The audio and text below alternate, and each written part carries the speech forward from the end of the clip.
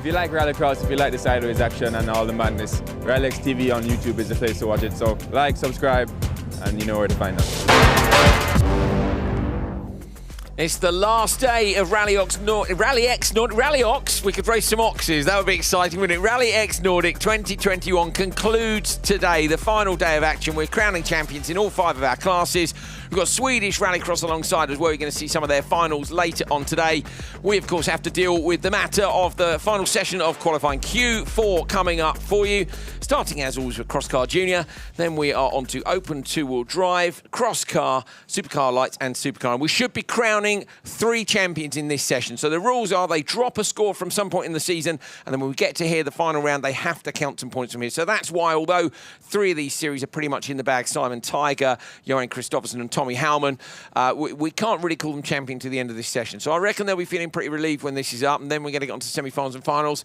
I'm Andrew Coley, this is Hal Ridge. Hal, last day in school. Often carnage ensues, doesn't it? Particularly once that championship box has been, oh, the championship's done. Now I take my brain out and just go a bit harder. I think it'll be fun later today. Yeah, hopefully we've got equal conditions. It's been mixed all weekend so far, hasn't it? I'd quite like to see it dry or wet, so we get some fair running for everybody. And like you say, I think there's going to be some brilliant action across every category. Yeah, going to be good, so stay with us. This is the Western Barn, and it's my first time actually here. I've commentated this place before, but it's been great to be here. We've got some fans on the banks, which is, again, a bit of a novelty, isn't it, at the minute? Track has been beautifully groomed last night. They've been getting it ready for weeks, and Fraser McConnell was saying how great it is to race on proper gravel. That's the Joker lap on the outside, just alongside the start, which unusually is in the centre of the circuit, a long-term one. Couple of jumps. If you've missed all the action, you can find it all for free, of course, on YouTube. Go back and look through. We've had some interesting trackside activities this weekend as well. I tried that horrible Swedish fish and other cruel things that have been done to us by the TV crew. We're not coming back next year. No, we are. We've had a great time. We hope you have as well. Drivers have been enjoying themselves. Hal Ridge went out earlier on and caught up with a few of our championship protagonists. Let's see what they had to say ahead of Q4. Enzo, I think it's fair to say it's been a pretty frustrating season for you in RallyX Nordic. If there's been a place to be at the wrong time, you've been in it. But a solid event so far here in Arvika. What are your hopes for the final day of the season? The hopes, we will see where we get. I think yesterday the pace was really good. I made some mistakes, but I was happy with the car. Now we go for Q4 semis, and I hope I will be in the final and then show what I can do and try to do my best. You're in a good place on the grid for the last qualifying race of the season in Q4 next to Johan Kristoffersen, your World Championship teammate. Is there a game plan? There's no game plan. No game plan. I know it's Johan, his home track, and he knows it much better than me. I was testing here only one day and this race, so I mean it's difficult to compare myself to a 3-time world champion. So the good thing about Johan is that we drive together in the World Championship, and I already learned a lot from him. So this is a good advantage for me, and but he's for me one of the best or the best rallycross driver in the world. And I know he's driving a pretty old car, but it's very fast. So they did a good job on the car. So, but again, we are in different teams, different driver, and he will do his best, and I will do my best. So we will see where we end up. We've had some pretty mixed weather this weekend, haven't we? Looking outside the tent now, it looks like it could rain again. Obviously, you guys all want equal conditions, really, don't you? So the times aren't mixed up. But would you prefer it wet or dry today? It doesn't matter. We are inside the car, so we will not get wet. So it's just the difference is we can have a wet setup or a dry setup. And if it starts to rain 3 minutes before we go to Q4 or to semis, then we cannot change the setup of the cars, but that's for everyone the same. It's three heats of Q4 and 2 semis, so it can be equal, but it can rain for the one group and not for the other. So we will see where we end up with the weather. It's been great to have you in RallyX Nordic this year, mate. Good luck for today. Thank you very much. Come here in a battle for second, basically, in the RallyX Nordic Championship with Nicholas Gronholm not here. You and Fraser McConnell, it's between you for the runner-up spot. How's the weekend gone for you so far? It's been a bit up and down with P4 and P3, and then we had a rain for Q2 yesterday, only heat with the rain, so it was difficult, but we're still in there. We're P4 now, just behind Fraser, so it's close. You were talking ahead of the start of the season. It was taking you a little while to get into the Audi. Different feeling to what you've had in Supercar before. How's it gone overall? We're still struggling with the last pieces, really. We had only one test day here, actually, so it was a good day, and I hope we can get ahead and drive in the front so we can get our own rhythm, because we've really been stuck behind and chasing and trying to adapt to others this weekend so far. So I hope we can get a good start and clean run. Fraser's on a similar trajectory to you this weekend. It's been mixed, hasn't it, with the weather really affecting the running. How is it going for you in that battle? We're just behind him 5 points now in after Q3, so it's tight, but I don't really think we can get 5 points now. It's difficult to take so much points here now, but you never know, something can happen, and we can have mixed weather, we can have rain, we can have everything, so we just have to see. And it's the first race we are against each other, I think, this weekend, so it will be interesting. And lastly, just for the viewers at home, describe what it's like to drive a rallycross supercar around here. Pretty amazing circuit, isn't it? Yeah, it's a really fun track. It's up and down, and it's not a traditional like you see every day in Europe and internationally. It's more like a Scandinavian track, what I'm used to. So I really enjoy driving here, and I just hope to get out in front. And a supercar here is, I've been doing lights here for many years, and a supercar is totally different. It's so much more fun. Good luck today. Thank you. Nobody ever said, I'm not having fun in a supercar, did they? Like, it just never happens. No, they are, whatever discipline a driver comes from, you know, they immediately put a smile on your face, even if the setup's not quite right and you make a few mistakes. Just being inside one of them, it's so immersive to drive. It's almost so difficult to describe because it's such an amazing experience. Yeah, I've not been lucky enough to drive one yet. Hal has, but I've been for a ride in one, and I've driven a lot of cars and ridden a lot of cars, and I know I'm very lucky for that, but a ride in a supercar was it's mad. The relentless acceleration is just insane. So talking about, let's head on board with Fraser McConnell for a lap of Western Barnen. This unique start in the middle, second gear launch out, Ridge. Yeah, second gear or first gear, depending on what the gear ratios are for each car, up to fourth by the first corner. Notice how he gets back in the throttle after first turning in onto the first apex. It's so long, and we don't really see that on the outside footage. Over this jump, you've got to keep the wheel straight and then turn like he did, because if you're turning when you land, that's what pops the tyre off the rim. Johan almost straight lines that, doesn't he? And then the trajectory over that jump is really important for that turning. Yeah, you've got to get the car slightly moving underneath you before you get to it to get the turning done. Look at him working away at the wheel as he goes over the top of the crest, and then this braking so hard, you're carrying all of the weight of the car's being moved to the front axle, and you're fighting with the grip to get it turned into Periclin corner. And then another super long right-hander here, look, pulling gears down, and the split for Joker or standard. On this occasion he goes Joker, and there's a lot of loose in here. Yeah, releasing the drive to the rear wheels by pulling the handbrake, just killing the drive to get the car rotated and then drive it back at the first corner. A tidy lap from Fraser. This was very early in free practice on Friday. Looks like a lot of fun, that, doesn't it? Fraser McConnell in that championship fight with Sondra Evgen. We tried to find Fraser this morning. We couldn't, because there's a power cut at OMSE, and we think he might be locked in the back of their F1 trailer. So they've got a nice old F1 trailer, and they've just got all the, we're F1, we've got a keypad to get in. That's great until you get a power cut. So hopefully it'll be out within the before we get supercars on the line. Here we go. Intermediate standings. Right, bit of a story here. So Erik Nielsen, who's currently at the top of the standings, is in the championship in P5. But he is on 99 points. He's equal with Jonathan Julalami, who, as you can see, is down in P7. You then got Rasmus Persson, who's in P3 in the standings. He's up in P2 here. So between Nielsen, Persson and Julalami, that's going to be that third place on the podium at the end of the year. So this one is not going to be done, definitely, until semi-finals, maybe final time. The championship is between Lucas Anderson and Alex Gustafsson. Overnight, Lucas and Alex are P3 and P4. Having had, I think it's fair to say, an up and down weekend. Lucas has won a session. Alex was P2 in Q3. So this one, Nielsen, Gustafsson, Persson, Lundelander and Lidman. Gustafsson from the second place on the grid, who's in that championship fight for the win. Doesn't get the whole shot this time round, has to give it up to Erik Nielsen. Nielsen, who, as we say, was the overnight TQ, and he's looking for third in the championship. So Hal, there's actually, although there's only two drivers in the title, we've got two fights, haven't we? A two-way fight for the win and a three-way fight for the last spot on the podium.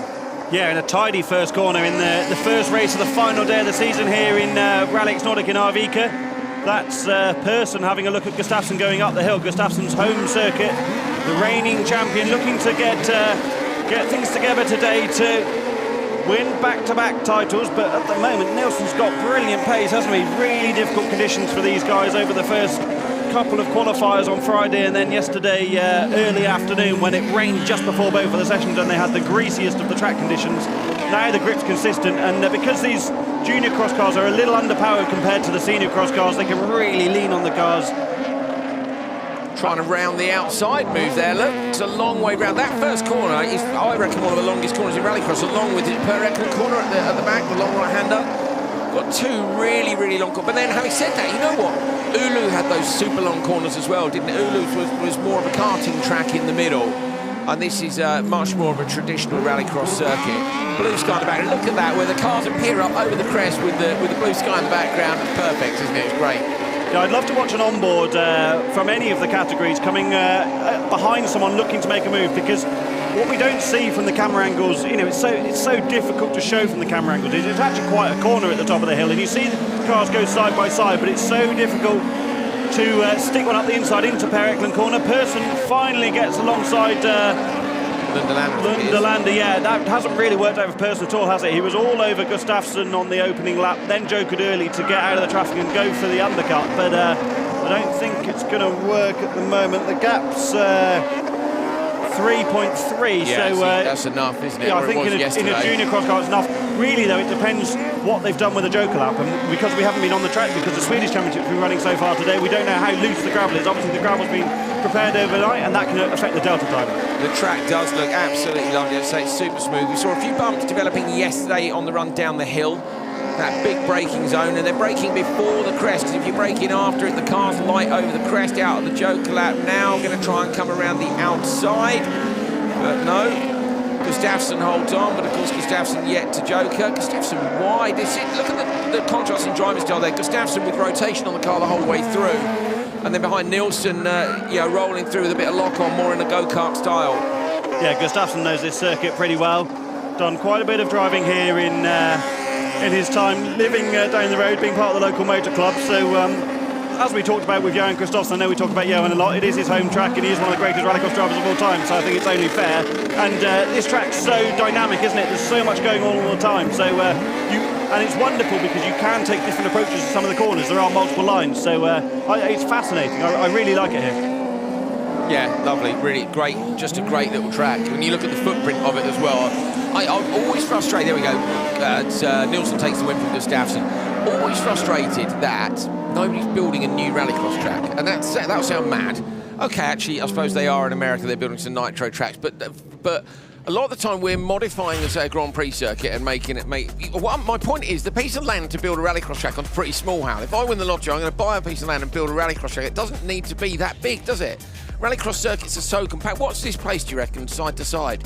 600-700 metres across in a square. Particularly this layout, it is almost a square with the start in the middle, isn't it? It's a mad little layout. Yeah, it is a mad little layout, as you say. Yeah, I think you don't need. You know what I mean? You don't need a massive. I suppose the problem is you need the infrastructure. We live in such different times, the 1970s, don't we? Where you need all the infrastructure that goes with it. When you build something new, you're governed by such regulation that you're not when you have something existing. Monaco Grand Prix track's a great example, isn't it? That would never be allowed now, but it is because it's got heritage, and I think that's where somewhere like this wins over. If this became, a proper FIA World Rallycross Championship track, you would see it change. Yeah, you would, because of the FIA run-off areas would be bigger, the fences would be different, the spectators would be further back, and I get it, I do get it, but there's something nice, isn't there? Oh, that's wonderful. It? Yeah, no, I'm not knocking it at all, but no, it's just a different thing altogether. We need both. We do need both. I think what I want to see a circuit like this built, but with the modern infrastructure behind it, but on a small piece of land, just to prove you can do it. Yeah.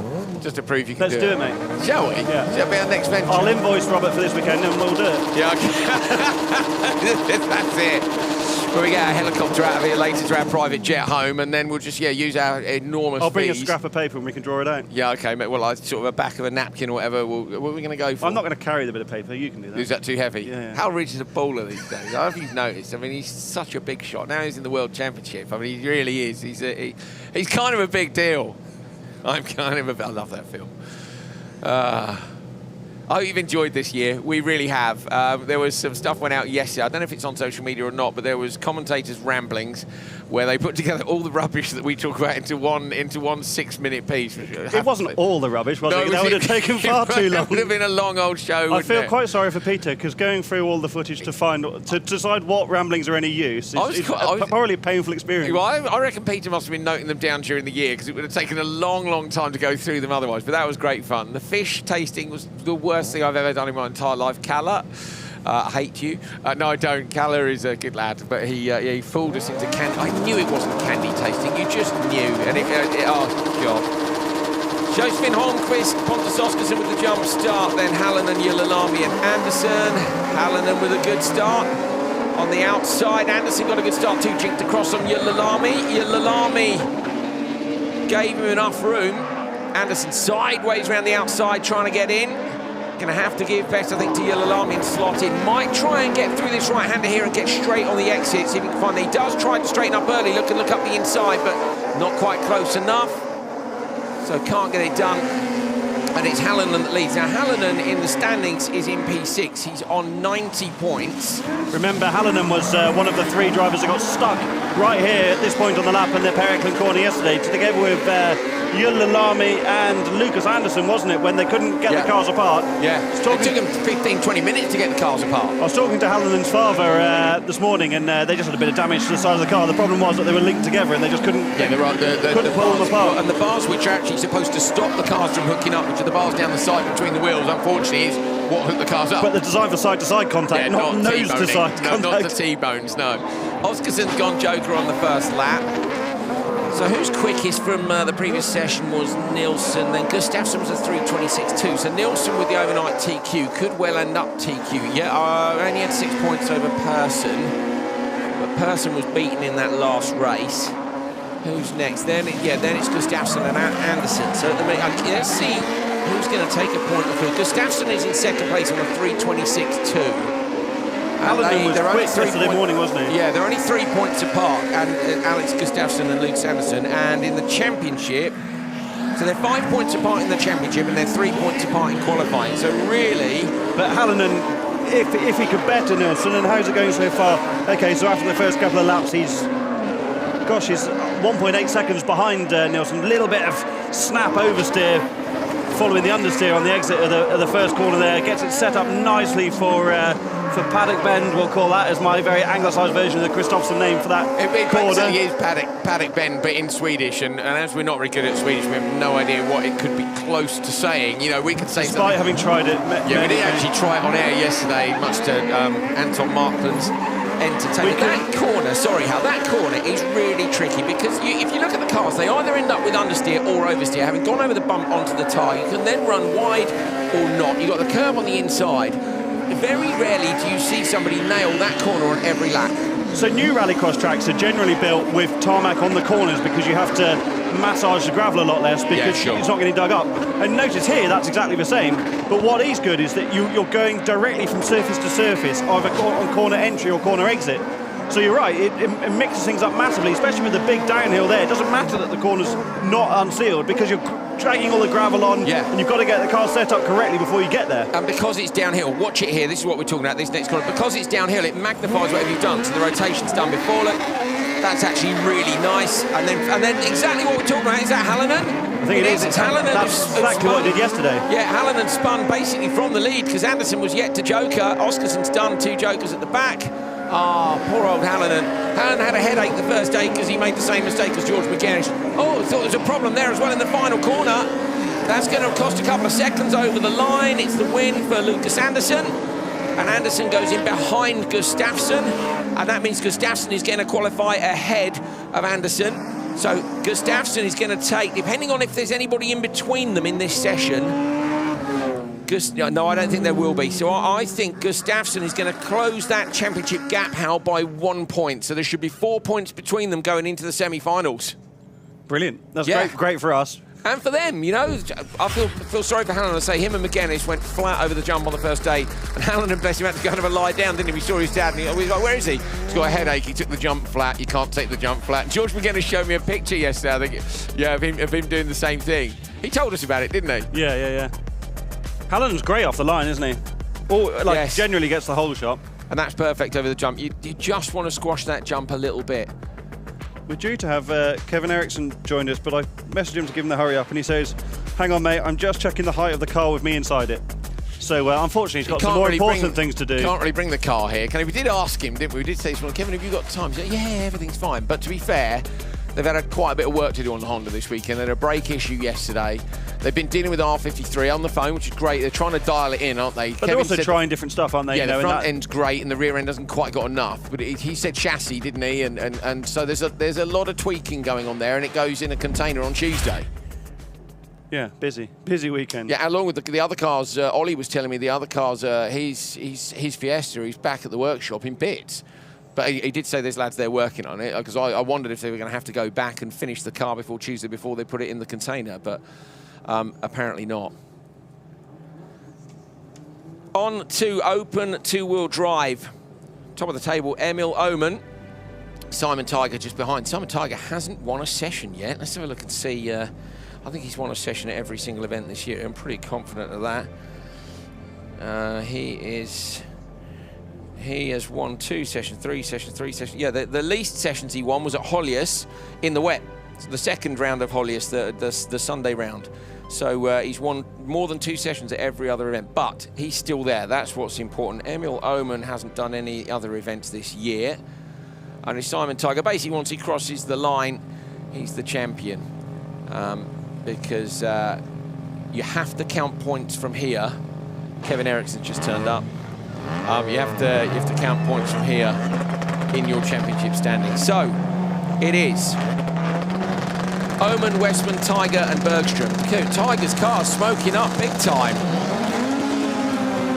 Still gets off the line nicely, and there's all that horsepower being deployed down towards turn 1. Simon Tiger into the lead. I did hear from his mum, Hal. We've got messages each weekend. Also heard from George McGuinness's mum this weekend. We've heard from Fraser McConnell's parents.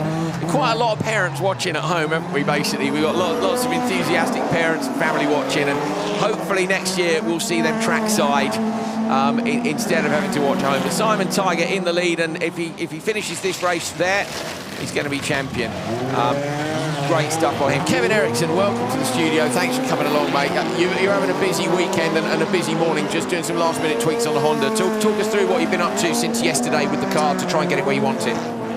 Yeah, I mean, we're working on the rear especially. I'm very happy with the front. It turns in and does exactly what I want. But I wasn't really, I wasn't comfortable with the rear, how it handled.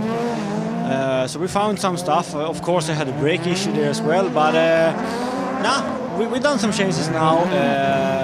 After speaking with my engineers and my father and people that are here. So we think it will be good enough for Q4. The brake issue yesterday was an unusual one. How did you manage to lose a pad out of a caliper? I don't think I've ever seen that happen before. Neither have I. No, okay. So you were wondering then when you got back, is this a big job? And actually it's pretty simple, just stick a set of pads in. Yeah, of course what it is. It was a big slide here from one of the cars. It was from Urban, Urban Bergstrom. It was Emil Oman actually, who was all over Simon Tiger for the first couple of laps and just lost ground a little bit.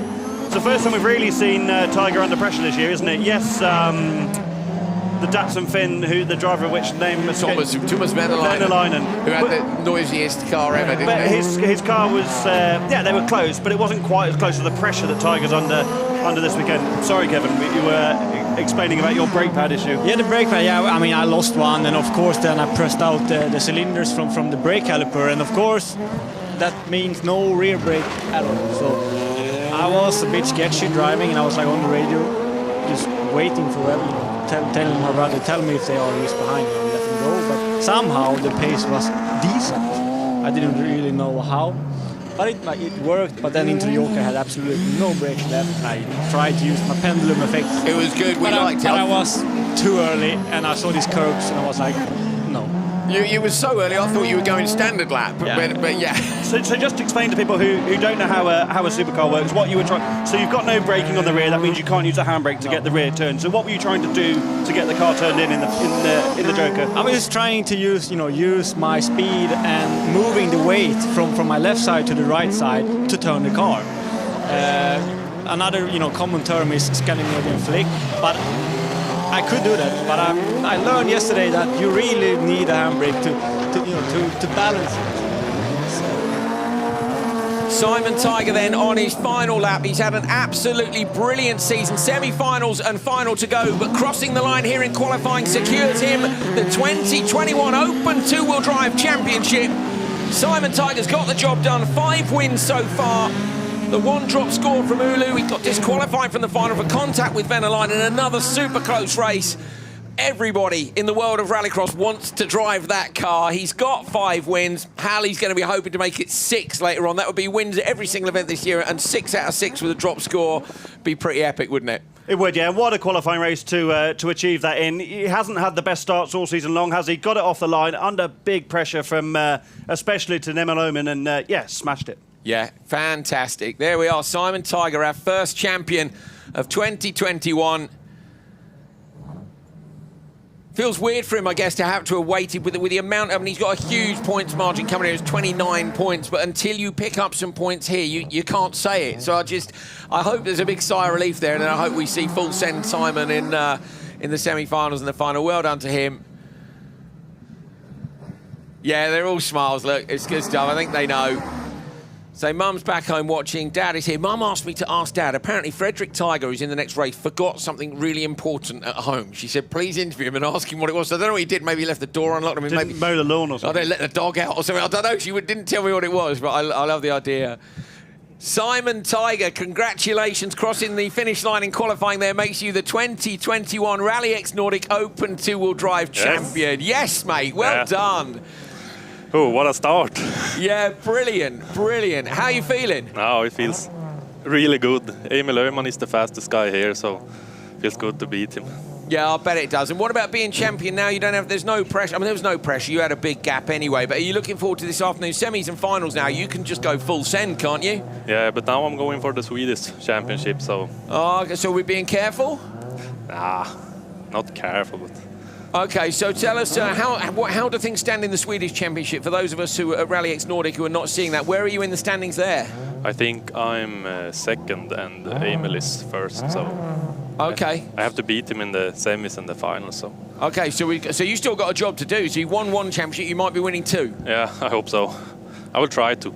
Coca-Cola or champagne? Coca-Cola, of course. He's got one there. Brilliant. Enjoy that, mate. We'll see you later on. Good luck. Thank you. Good stuff. So that's a busy old day, isn't it? Yeah, having the SM titles and the RallyX titles this weekend just makes it a mad weekend of action, doesn't it? And it's brilliant. The paddock's full of cars, isn't it? And great to have Open Two-Wheel Drive as strong as it is here. This was the start where it was really smoking up. Haven't seen that quite so much this year.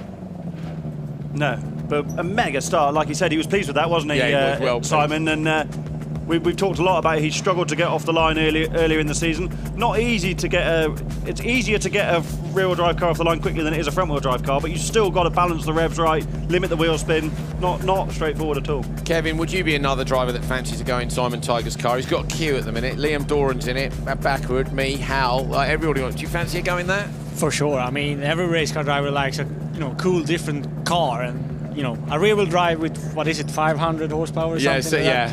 I think everyone would like to try it. Yeah, but also like Urban Bergstrom. Yeah, you see now also Linus Westman has like a Polestar 2021 engine. So this class is really starting to take, Yeah, people are to open up. So he's got a 2021 engine in that. It's like Polestar. I don't know all the facts, but it's very, very special. That's cool. So we're seeing some really. I mean, we've said that all along. That, another good example here is who we got in this. Okay, Frederick Tiger. So we're in the 911 in P3. I mean, we've got Mazdas, we've got rotary engines. We've even got a little front-wheel drive car we've got coming up later, Crazy Mike. So Open Two-Wheel Drive has seen some innovative solutions, let's say. Evertson, Oman, Tiger and Christensen. It's Thomas Oman who gets the best start. Going to try and shut the door and not run too wide. Around the outside, Frederick Tiger's trying to get that big old Porsche to do the do. Has to give up into P3. Stefan Christensen down in P4 in that car that me and Hal had a good look round last year. Great to see the diversity in this class out. Yeah, I love it. Real old school rallycross. The regulations are so limited compared to many of the other categories. Fundamentally, the drive's got to be via 2 wheels and the engine's got to remain in the standard location. After that, of course, there are rules, but they're pretty few and far between. They're pretty open compared to something like Crosscar or Lites or Supercar, which is much more controlled, and that's why we see such wonderful variety. And you never would expect to see a VW Golf racing a BMW M3 and a Porsche 911 and a Ford Escort. It's nuts, isn't it? It's particularly nuts when the Golf and the Escort will both have the driveline flipped to the rear instead of the front, and yeah, just great. Kevin, what would you build if you were going to build one for this? There's a lot of love going around for Urban Bergstrom in the station wagon or the combi or the estate, whatever you want to call it. Do you fancy one of those? Yeah, but it feels like it's time for some more new bodies. I mean, they are it seems like they're really like the old school cars. Yeah. But we see at least here some more modern BMWs. BMWs. What would you go for? Come on, Kevin, you build all sorts of things. I like how much consideration. He's having a really good think in the commentary box. I think it's a general problem with Swedes liking old cars, isn't it? Any town on a Saturday evening, whether it's Swedish or Arvika, that's last night there was older the better. Like a big American V8 cruise thing going on. I mean, maybe we should have some sort of class of Cadillacs or something. You are in Värmland, here they are. There's more US, old school American cars here than there are in USA, I would guess. They've all been exported over here. The sound systems last night, I was in my hotel room last night getting ready to go up some dinner, and this car rolled out the back, and how it was rolling I don't know, because if you think you've got slammed cars at home, they are not slammed compared to this thing. It was literally dragging along the floor. I can't imagine anything worse. We were talking to people who've driven an hour and a half to be here, and I wouldn't want to spend 10 minutes in it. I'd have to have some lift on it, when you have the lift suspension where you can change it. So anyway, they've driven around behind the hotel, and the sound system is so loud, the windows are rattling on the hotel, and all the car alarms started going off in the back of the hotel right under my room. Luckily, it wasn't bedtime. There was a party next door to my room last night from a wedding. I mean, Arvika for a sleepy town turns out it's pretty carnage here. Yeah. Good speed by Everton here. Managed to do what do you call it, overcut on the Yorker and Öhman. So what do you fancy then? Come on, Kevin, have you thought about it yet? I was sitting here thinking, what the car, it's really tricky. What about the Subaru? There's the rear-wheel drive Subaru. Yeah, the BRC. The Toyota have the version of as well, don't they? It's the same one. Supra, the Toyota Supra with the new one. Yeah, but that would be fun. Yeah, I was talking. Yeah, that's got the BMW. Have you seen this Lamborghini Gallardo in Italy? Yeah. Something like that. We need to go extreme. There's a car doing a warm-up outside the commentary box that sounds like it might be Gallardo, but Everton gone P2. Great time from Everton. Yeah. Kevin referenced it on just after he jokered. A solid run given that Tiger was on it then and under pressure from Emil Oman. This was off the start. It was a great start for Thomas Oman. Just moves it. That really hooked up. Didn't shut. You rarely see someone shut the door before the end of the Armco. Kevin, how important is pole here on the inside? We've been saying it is pretty important. It's such a long corner. It is very important, but it's also the risk that everyone on the outside pushes you into the Armco, as you talked about. So it's a very tricky first corner. If you should back out, like if you have nothing to risk, it's pretty good to back off. But of course, number one is number one, and you need to be inside all the way. All the way close to the curb. Yeah, if you hold that line in the wet yesterday, so many people ran wide and you saw people sneaking up the inside. You one did it in my heat. I backed off, and my brake point was the ideal one. He braked one car lane too late, and it just made me be able to, and there's nothing kiss the in curb. those greasy conditions. There's nothing you could do. He just kept going, didn't he? Wider and wider, and you were just able to sneak up the inside. Yeah, and it's so tricky. We were standing on the start grid. It started to rain. No one had a clue. I was, sitting here, what should I do with the launch? And and you don't know how slippery it has gotten. Yeah. And then after 2 laps, it was like dry again. So it's how easy, how quick you can adapt to the grip is key. You guys lost so much time in that session. It was crazy. It was like 14. I remember we looked down at it after the first lap of the next run, and they were 7 seconds up the road. It's like this is just mad. Marcus Norman, Michael Persson, Matthias Janssen, and Crazy Mike in the little front-wheel drive car on the outside. Go on, Crazy Mike. What engine does he run? That noise is insane. Yeah, go on, Kevin. What are you saying? What engine is he running? The Crazy Mike car. What is it? I don't know. Do you? I don't have a clue. Hal usually know all this stuff. No, I haven't actually been to have a look at Crazy Mike's. We were a bit Yaris. scared because of his name. Like Crazy Mike, we could go down there. Could be all sorts of things could be going on. Kevin, tell the story. Yes, look at Crazy Mike was having it in the background. They had to interrupt like 3 wheel and lifting the rear wheel. Oh, spin for Norman. Norman goes round on the way up the hill. Clips into the bank. I don't think he got tagged on the way round, but you could hear the rotary engine wailing. Had problems yesterday, didn't he? A couple of punctures at different moments. I was going to ask Kevin to tell the story about wrapping that car and getting out of the workshop. So I told it yesterday, but nowhere near as well as you do. Well, I mean, he called me up and was like, I have this car and it needs to look good. So yeah, I got it wrapped and they pushed it in. It was something. Yeah, they ran out of ethanol in the fuel tank. So we pushed it up, blah, blah, blah, into the workshop, and I did the vinyl work. And then, they brought some more ethanol to it, so I must have started and drive it out. And they were like, I don't think you want that. Why? And I understand why, because it was loud like hell. This is a workshop where they build supercars. Yeah, I love it though. I absolutely love it. I mean, when you hear him do the pre-launch outside here a minute ago, he was like, "What?" It just wails. Rotary engine, so ethanol fuel. Yeah. Yeah. So they run ethanol. I think they will try to map it now for next year with the new biofuel. Yeah. Because they use the ethanol from the gas stations, which can be so different quality. Yeah. So sometimes they get a good one, sometimes they get a bad one, and it can be shit, dirt in it. It can be whatever. Yeah, sure. So they had some problems with that. So actually, I know, for example, in Denmark, they had to remap it overnight and use normal gasoline because they couldn't get it to work. So they have been working hard on that to get it to work. Love it. I just love the effort that goes in. It's hard enough running a rallycross car as it is without having to remap it to compensate for a different fuel. Yeah, no, it's crazy, isn't it? It really is. We always used to go, did you run on the proper fuel, FIA stuff? In the European Championship, yeah, but we initially just used Shell V-Power. Yeah, I was just about to say, so with my rally car, we used to, we'd be on the motorway and it'd be like, does this one do V-Power? Exactly, We'd have 3 jerry cans in the back and the Peugeot 206 rally car on the trailer, and we knew exactly how many litres we needed. 6 miles to the gallon that thing did. I've always been amazed. It was a 1.6 litre engine. It did 6 to the gallon in the forest. I mean, that's just ridiculous. And then the fuel tank gauge was rubbish. So you used to have to use a voltmeter, which would give you an accurate reading. And a bloke had made a spreadsheet which basically told you what the voltmeters were, how many, so you could get an exact reading on how many. Was it not easier just to fix the gauge? No, it was just Peugeot. Just a Peugeot gauge. There were cup cars, so it wasn't like a fancy factory dash. It was just basic. So. And then you're sort of there and you know that the garage doesn't really like you taking 100 litres of fuel in the back of a van. It's not strictly legal. So we'd try crossing the channel with it.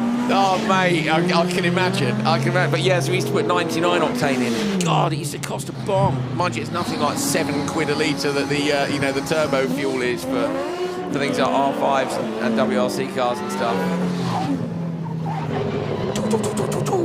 Love it.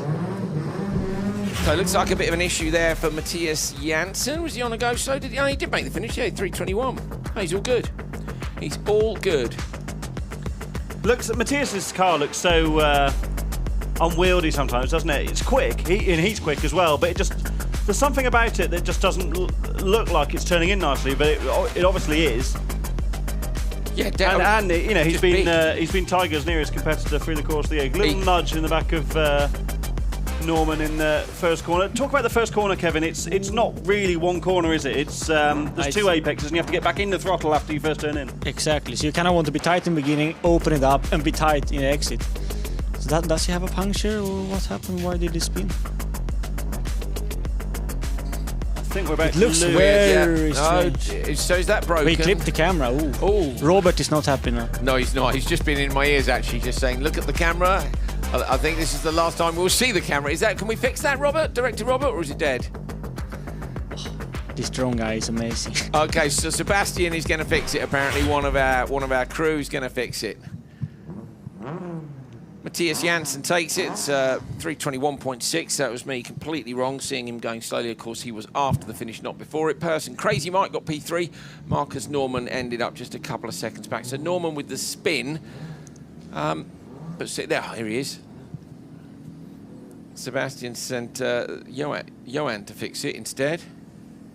Now he's on the phone. There's bad news if he's on the phone, I think he needs spare parts. Yeah, he does, doesn't he? I don't know that there are going to be spare parts for the flip-flop camera in Arvika, but we'll have a go. I think they might be in the back of the NEP truck. Do you think so? Yeah. There's a lot of stuff in there, isn't there? Some very terribly strong Swedish coffee.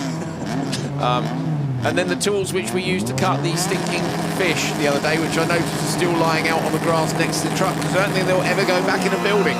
Off the line on the inside, it's Rolving, but it's Michael Janssen who monsters him around the outside, and another stunning BMW. I mean, there are people who would like to buy these BMWs as road cars, aren't they? And yet there's a significant number of them being used in rallycross over here in Scandinavia.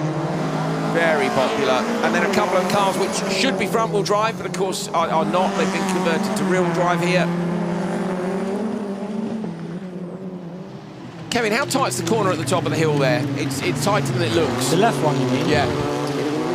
Yeah, I mean, you need to be so close to the what you call it, the bank, yeah, to the grass, to be able to open up the corner going right downhill. But it's not massive. It's pretty much under braking. So you brake before you reach the top. So it's more. You kind of set it up before. You don't want to be too wide in the tarmac after the jump, because then it turns a lot. But if you get a nice exit downhill, it's pretty much just that you brake a little bit to the left. Yeah. So it's tighter than it looks. It looks pretty straight from the camera angle. So of course we need to turn, but it's under braking, and yeah, it's not that you need to like really turn it. So you see, Supercar kind of brake there, I would say, and then we brake. And we try to be more like the Fiesta, to open it up a little bit more for this corner. And then that right-hander there is so tricky. We see people come in either understeer or oversteer, and it just gets magnified all the way through the corner because it's downhill. It's really tricky. If you don't get the front in as you want it, close to the curb, you kind of have to wait for the rear. It's like especially that's what I've been struggling a little bit. I'm too late on drops. I can't go early because then I would drift wide and I would be stuck into the loose all the way around there. And is that what you're saying about not having enough grip on the rear? That's where you want to try and find a bit more grip on the rear of the car? So especially in Q3 yesterday, it kind of got very bumpy in the braking, which made me lose some braking, which made me carry more momentum, and I didn't get the rear to stick. So we done an update there, or a change now, and I really think it will better. And it's so important the exit here, isn't it? Because you carry that momentum all the way into the final corner. It's pretty much. It's never really a straight after that corner into the tarmac. You kind of you need to hold it on a slide all the way. So there's an angle of rotation when you get to the corner. Yeah, because if you come in, with the car straight or what it's called, back to the basics, it's so hard to get the front turning into that. And that's when you get understeer. Into the quick tarmac corner.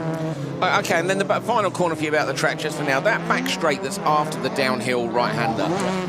Most people don't seem to use the full width of the straight. Does it fall away? Why not go right out to the bank on the left-hand side? It seems to me that most people just don't run out there. You mean into the last corner? No, between those two. Yeah, so let's watch now. As soon as we come over the crest here, and we'll see the rear shot on the exit from this corner. Yeah. So this next straight after this corner, to me, there's a lot of track width there which people don't use. Yeah. Why? I would like to be more out like the Ford there, but it's too much loose dust. It's too much loose gravel, which makes you lose some traction. So if everybody used the optimum line, the track would clean more and you'd all be able to do it. But because a lot of these competitors are not using the full track width, it limits what you guys can do. Exactly. For example, on the free practice, I was almost one car more out to the left there. But during the heat, you kind of need to follow the grip, and that's what rallycross is about. Especially when there's so many different classes and cars, the track goes very different. Yeah. I wondered if it might be camber. Sometimes we can't see, and if the straight fell away, and obviously if it does, then again you just get more oversteer on the exit. But that one was a win for Janssen from Joachim Rolving, 3:21.7, but it sticks them down in about P7 and P8. So a good run from these guys, but with fastest first, not going to see any improvements at this point. That's why testing's so different to racing, isn't it? Because in testing you're you clean your own line, and in racing, because there's so many classes here doing different things, you know, you don't really have control over where the ideal line would necessarily be. When I spoke to your dad yesterday, actually, Kevin, he was saying that you guys were talking about testing, and you're like, you know what, we've got to go racing, because he said exactly what you were saying earlier, that if you go testing, you don't notice. Sorry, if you go testing and it's going to rain, you go, oh, we'll put the rain settings on and go in half an hour, or you go, we'll wait until it dries out and we'll go again. Whereas he said yesterday, you got stiffed like everyone else did. You're sitting there on dry tyres, and you've got to go in the wet, and that's more like it. Well, you know, it's a very good, you know, to compare with is Formula One, qualifying and the race. You always see a couple of cars that are always better in qualifying than they are in race pace. It's the same in rallycross, really. If you're just testing, it's exactly like Hal said, it's just your own line all the time, and you will get better in your line, but the track on a race doesn't do like you want it to. In all race disciplines there is. So it's good to be able to find a car that works good. You know, the best car is a car that is balanced between the best grip and This was yesterday, Kevin. Look at that. You're so close together on the outside, and then you're just so a little locked nudge. out when you're on the outside there. Yeah, I get good speed here. Sondre, small tap from Sondre, but you started if I would have done a couple more races this year, I would have saved it quicker than I did. You just need to sharpen up I'm a bit rusty, I would say. He's one of the best rallycross drivers in the world. And we're lucky to have him here in the commentary box. Thank you, Kevin. So, continuing to work on that. I've got my hat on. Look at this bad boy, eh? I look great in a hat, don't I? You have dumper. It is, yeah. So this is Ronald Baldin's company. They rent dumper trucks in Latvia, and his truck is just over the way there. Popped over and had a little look at the cross car, and we had a little chat. So yeah, Baldin's is in this first race. Let's have a look at the standings as we head into the final qualifying session for Crosscar, and this one is not going to get settled until long way further into today. The top three in the championship are Patrick Hallberg, Jimmy Osterberg and Isak Grierson. In that order, they're all on 117 points. At the minute, Hallberg leads Osterberg, leads Grierson. They have had up and down weekends. Look at Hallberg, 2 session wins, and then the chain came off in Q3 yesterday. You got Osterberg, who's been there or thereabouts the whole time. Grierson, who had a couple of rough sessions. Q2 looked like he was going to do it, then it went wrong. And then now we're into, got a session win in Q3. And somehow the three of them are just a few points apart. Now, to me, advantage Hallberg on 129 points. He's 5 points clear of the other two. But whichever order they finish in, they're going to nick 1 or 2 points off each other as we head into the semis and the final. That is Ronald Baldin's, the orange hat that I'm wearing here. If you need a dumper truck in Latvia, go look him up. You can buy some timber off Janis Balmanis or Reinis Nitish. You know, there's a lot of stuff going on out there. It also looks like they will get pole position in 1 semi each. So yes. If there's only 2 semis though, aren't there? So one of them's going to miss out. That's a good shout, it's Kevin. It's less than 18 cars. Yeah, there's only 14 cars. Off the line on the inside line, Isak Grierson has got the job done. That's exactly what he needed. Spin in the background. Is that Baldins has gone round? So Baldins has gone round. Another car got tagged as well. Where's Grierson out front as they come over the crest? Got the inside line. Osterberg's right there with him though. Osterberg looks to the inside. Osterberg with a brilliant pass. Trying to look at his home track, looking up the inside. Can't quite make it work. Just holding on now. Grierson under incredible pressure here. Up and over the crest. Let's see if Osterberg's willing to have a look down. Not this time. Rotates the car really early. These guys are absolutely on top of their game, using nearly all the track width. Look at that, just dancing on the pedals, getting the car turned in. I love Crosscar, absolutely great racing. The EKSJC boys were up until 4 o'clock this morning. Sorry, how Osterberg's gone Joker straight away, late decision again. Yeah, and he's that will work for him because he's going to gap everybody. Whoever's running in third, Eganson must be third now. The timing screen hasn't updated yet, but Eganson must be third with the spin. Osterberg was jokering into traffic yesterday, wasn't he? And now he's got clear air. Now we're going to see a real pace fight between the two of them. Be interesting to see what the EKS guys do with Grierson, whether they joker him early to cover off Osterberg or let him go to the end. That's what I was going to say, Kevin. I think now, because Osterberg's got clear air, surely you joker Grierson in response immediately and shut the door. This is Osterberg's home track. He knows this place looks like the back of his hand. Could be, depends on the pace. If they're confident in Isak, I would keep him out. You would keep him out, yeah? If they know he can, pull 1 or 2 tenths per lap, and they are. I would keep him, because taking the Yorker before is better because you get much more speed downhill. Yeah. Down down the start straight. So you want to take it before the last lap if you can to gain the lap time? Yes, and you would like to be the first one into the Yorkie to be able to gain that time, because you can't do that, because he can block you the next time. Yeah. Rearsen's taken 4.5 tenths out of Osterberg on that last time around, so absolutely the right decision, as Kevin said. They've got good confidence in him that he's got the pace, especially when you're not under pressure. You don't have to worry about what's going on behind you. You can get your eyes down, head forward, and do your own thing. I love the fact as well, though, that it's about that exit onto the straight, and as Kevin said about how you think how many people have had to swerve just a few feet left or right. Also, the extra speed down to turn one. It's a similar thing in Estering, isn't it? There's Barcelona. Various different tracks where the slingshot exit from the Joker can be used to your advantage. Rearsen from Osterberg, as we say, they were overnight. Rearsen was P3 and Osterberg was P2. Another 4 tenths on that lap as well, so Rearsen's on a massive push. Like I was saying, 4 o'clock this morning, the EKS guys went to bed, had to rebuild both the engine and the gearbox in that car, because on a motorbike engine they're a combined unit. He had a clutch problem, didn't he, in Q2, and then during that session he missed a gear 27 times. So in Q3, really bad gearbox problems. So they had no option but to rebuild the car. Yeah, quite the job. Obviously, the clutch is buried fairly nicely, but at least with a cross car, everything is pretty easy access. But apparently, fairly a late night to get everything done. On the exit, Osterberg coming around, not close enough. Great job by Rearsen and his team. The time is a 3:08.762, and that is Rearsen. So Rearsen now is 1 place in front of Osterberg at the moment. What's key here? Rearsen is only 1 qualifying point behind Osterberg. So at the minute, those guys would be equal on points, but Rearsen would get pole in semi-2 on the basis that he was quicker in this session. Having said that, it's now going to depend whether people go in between them. If anybody goes in between Osterberg and Rearsen, that will see the points differ again. And of course, what happens to Patrick Hallberg, who's starting on the outside in the final race of the session, having done brilliantly in Q1 and Q2, and then having a problem in Q3 yesterday, which we can talk about during his race. It's all to play for. Certainly is. It's like you say, it's only 4 points between Hallberg and Osterberg, and it's super close. I mean, it's insanely close.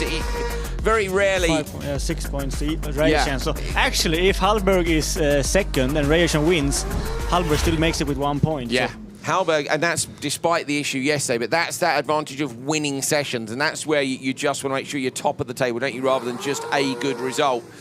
It wants to be a session win, because the points are loaded heavily towards the top, so you get 50, 45, 42 for the top 3 positions. So you really do want to be up at the top. Then it's 40. From P4 down, basically, there's only 1 point increments on the qualifying points. But above that, there is just that big advantage for taking the session win. You can see that also in Supercar when Ide yesterday got to 50 in Q2. Yeah, took him straight to the top. How safe he kind of gets directly from because those extra 5 points you get there are massive.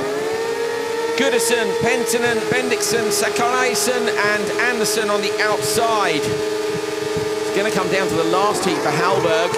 Great start by Bendixen in the middle, who's had a pretty rough weekend, was upside down at 1 point, but it's Penttinen from Goodison on the inside line. Penttinen needs to hug that line. That's more like it. Bendixen's over the curbs again. Kevin Eriksson heading back now to go and finish off the work on the car. He'll be out in Supercar soon. Kevin, thank you for joining us. His dad Andreas is with him as well, so he's I think maybe come to get Kevin and said that you might be having a lot of fun in the commentary box. We got stuff to do. Get back to the car. Fair enough. Yeah, very much. Look at that over the crest tower. Just that tiny bit later, you can see the wonderful car control to get it back straight again, but you get a bit of a ride. Yeah, it's a little bit rougher now, isn't it? Kevin's talking about that being a bit more difficult for them. Of course, we want to see ideal conditions to see the best drivers get the best out of their cars, but it's lovely in Rallycross to see, a bit of a mixture under braking, especially, which upsets the car, and you see some wonderful car control like that. I like the tracks not being too perfect. Yeah, me too. I love seeing tarmac with undulations in the braking area. Yeah. But, this isn't circuit racing. There are variables. Yeah. Yeah. You can almost build that in, couldn't you? Again, you could build a braking zone that does have some undulations. We'll do that on our track. We will. Our track's going to be awesome, isn't it? What are we going to call it? Mega? You knew I was going to say that, didn't you? I don't know. Is there a town called Sendy anywhere? We need a cool town to build it in, don't we? We'll build it in Bexhill. There's a good. Well, my hometown, what do you reckon? Birthplace of British motor racing. It'd be nice to be on a cross-car track, wouldn't it? No, I'd do it as far away from your house as possible because you could moan about the duration of time it would take to get to it. No, I want it to be nearby and I want it open on Wednesdays like this place is, not just going to be there all the while, basically. I'll never be available. If this place is open on a Wednesday to go testing, I'd never be available. Penttinen, after 2 laps, is at the top of the table. But, of course, it is about when people jokered as well. Just an update from the previous race. Hukar's been black flagged for pushing 81. I think 81 is Boldin, so I'll just look at my entry list. Yeah, it is. It is, yeah. So Hukar's been turn one incident. Where was? Oh, spin off the inside. Is that Penttinen? We were looking down at our information. It is. Penttinen's gone round. So Goodison into the lead. Penttinen somehow he's actually managed to get back into slot number 4, and immediately Goodison responds. And Goodison goes joker. So does Penttinen. Goodison gets the car nice and straight on the exit. Should get a slingshot here. At least get past one car around the outside line. Tried it on with Zachariasen, but couldn't quite get there. Zachariasen, of course, has still got a joker, as has Anderson out front. So that's pretty good. Goodison showing 2 jokers. Why? Only done the 1, surely. Not sure. Doesn't matter. I hadn't done 1 a second ago. You can see the drone chasing them round. That's Vigo and his co-pilot. Oh, almost. Well, front wheels in the air there for Anderson. Almost air over the crest. That's leaving the brake in a bit late, isn't it? And again, a mistake from Zachariasen. That corner, Hal, has seen more mistakes than any other, definitely this weekend. We saw the half spin there a minute ago.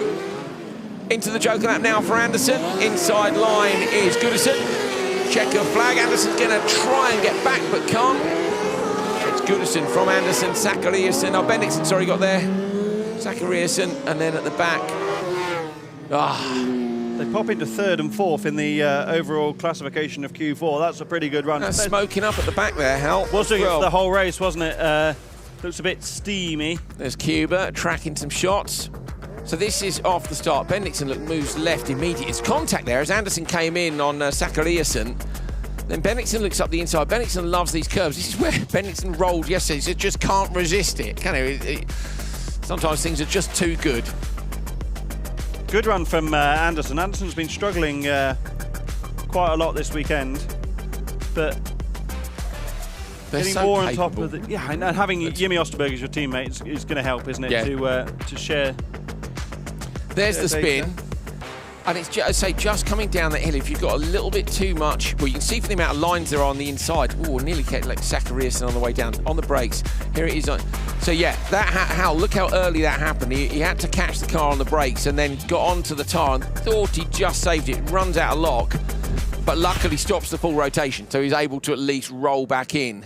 But Penttinen then didn't come over the line full throttle, which I always think is a mistake. Even if you've lost out, you might as well gun it from the joker to the finish line because you've lost a couple of seconds, and that might be 2 or 3 places. Yeah, you're frustrated you didn't win, unless you had another issue.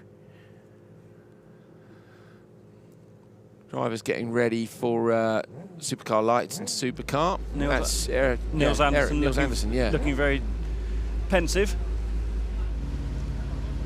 Such varied emotions. Yeah, some people don't get at all nervous. That's interesting. That's one of the devices that you can use to take the helmet off safely. Yeah, yeah. So basically, the black strap that was over the top of the balaclava there is, heaven forbid, in the result of an accident, that you use those black straps to gently take the crash helmet off the top of the head without affecting the neck. So not seeing many people wearing those. That's cool.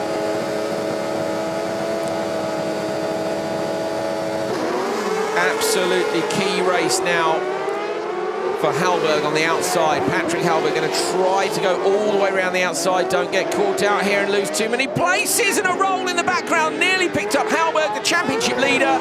Got a car on its roof. I think is it Aronen? It is Aronen, yeah, I think, Aronen on his roof. So Aronen is on his roof. And I don't know whether or not we'll see a red flag. He's out in turn 1.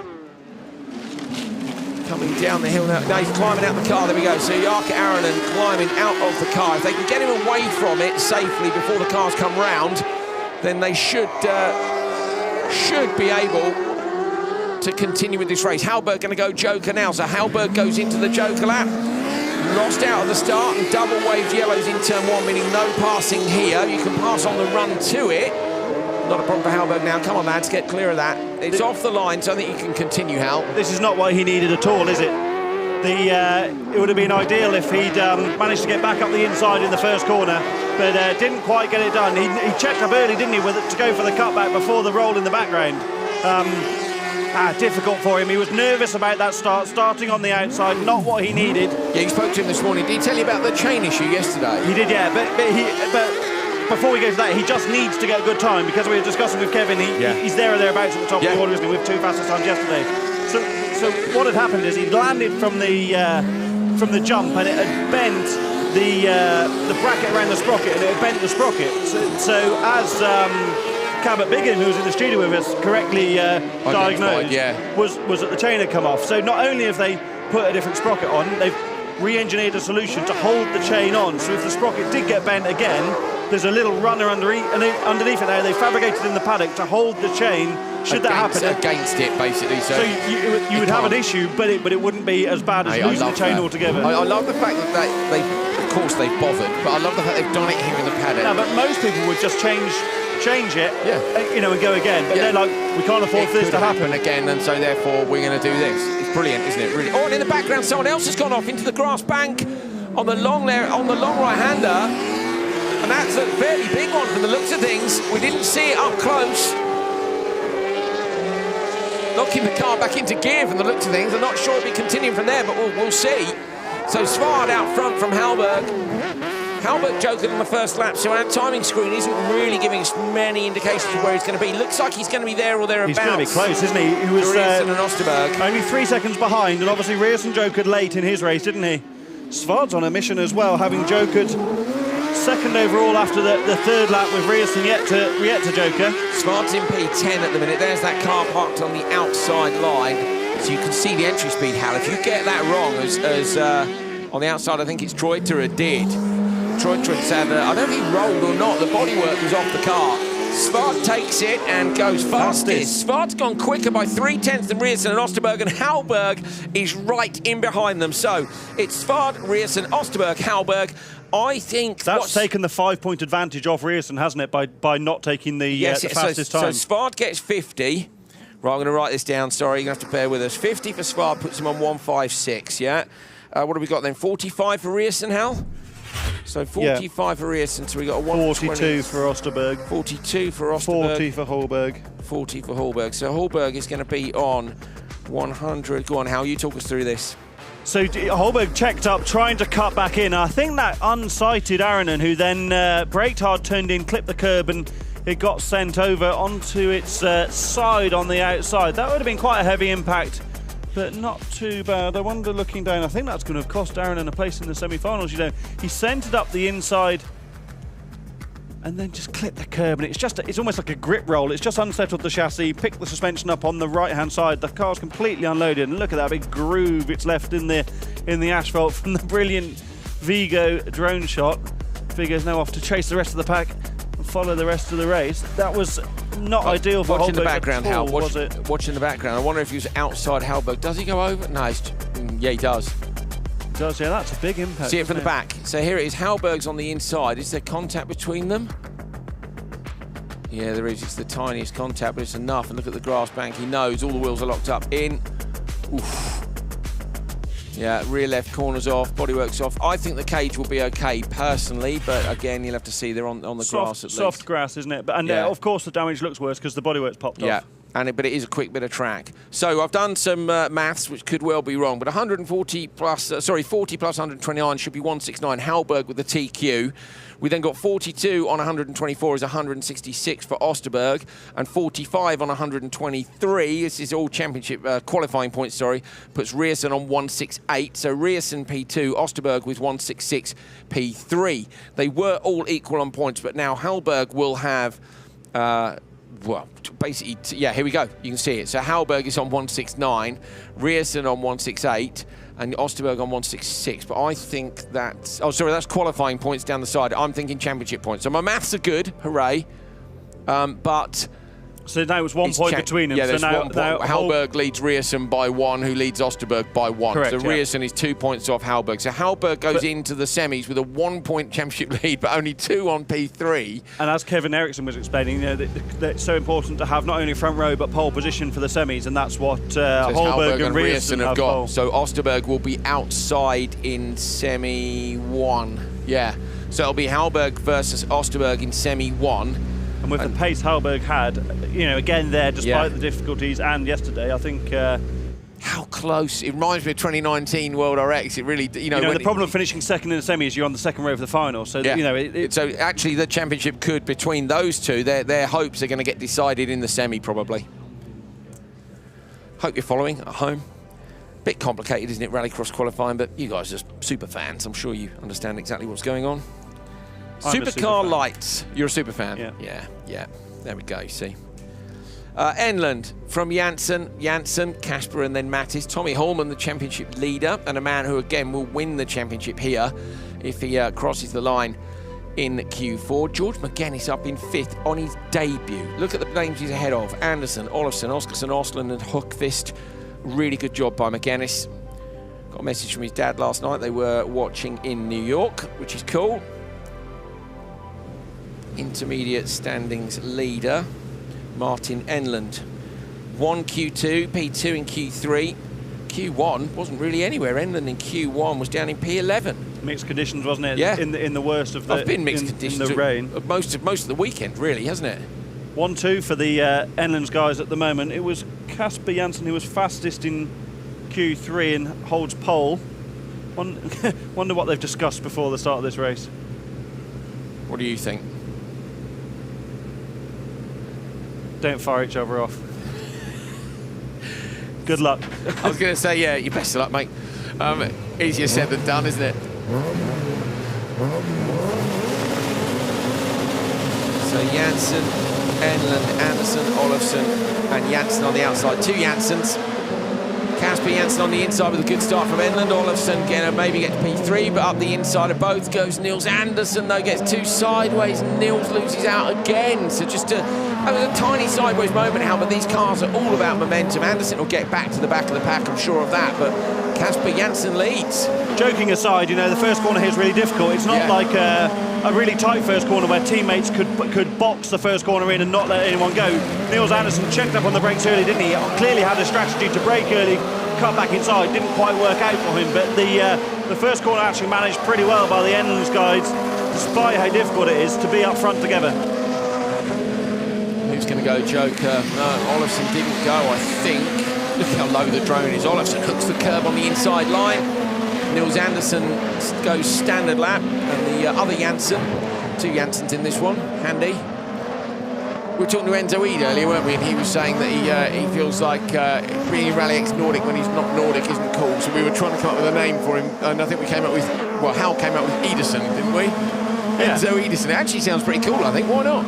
Yeah, we could all be Son. Coleyson, Richardson. That doesn't sound Scandinavian, does it? Coleyson doesn't either, no, really. Doesn't, to be honest. I don't know that Enzo does. It could be really. Coleyberg. I could go with that, yeah. Coleyson. Oh, who knows?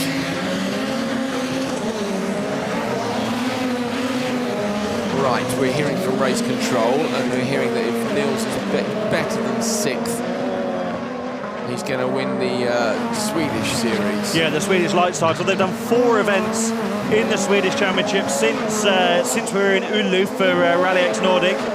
And there's been 4 different winners, and I can't remember right off the top of my head. I think it's Enland,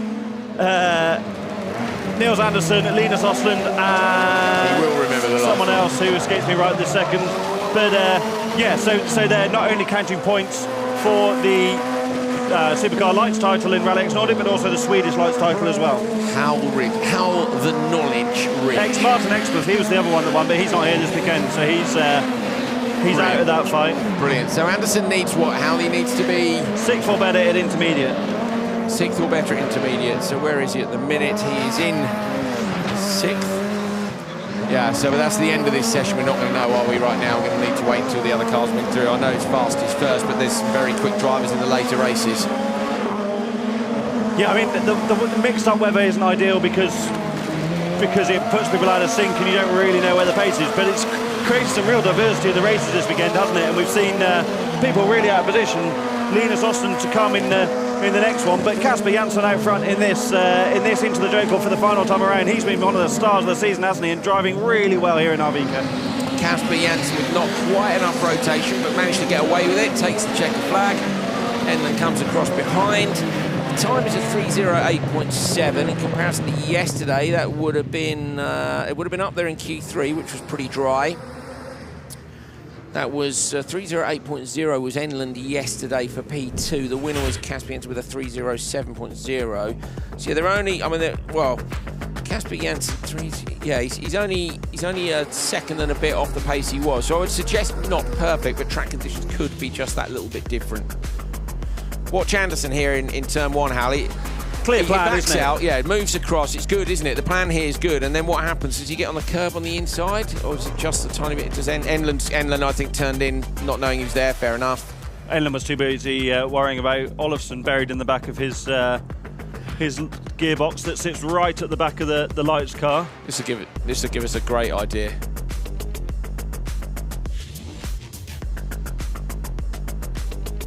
Oh, they were lucky not to have contact when Andersson's car rotated and then headed towards Matthias Janssen, only in his second weekend in Lites on the outside.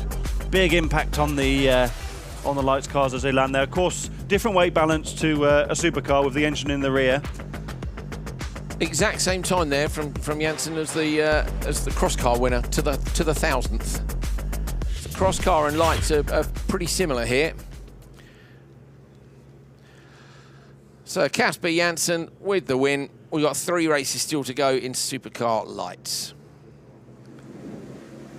Casper, how's it going? That was a good run again. Not quite as quick as you were yesterday, but bang on the pace again. You know, you won Q3. How are you feeling about your chances for Q4? Got some quick drivers to come. Was that good enough?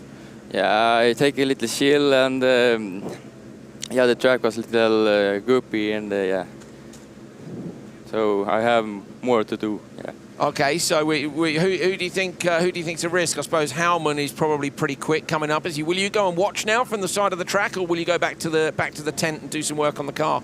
Oh, I go back on the work car and hope for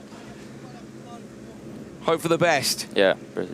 No, that's all good. So you're in P2. I mean, this would be, I'm just looking down at your season. I think this would be your best qualifying, wouldn't it, by quite some way? Yeah, I think also. I have, yeah, it's really good. I love this track, and yeah, all good. Yeah, okay, cool. So look, no, you were Q3, weren't you? Qualified third in Oulu. Okay, well, we're going to see Casper Janssen. He's going to be right up there. Well done, Casper. We'll see you later.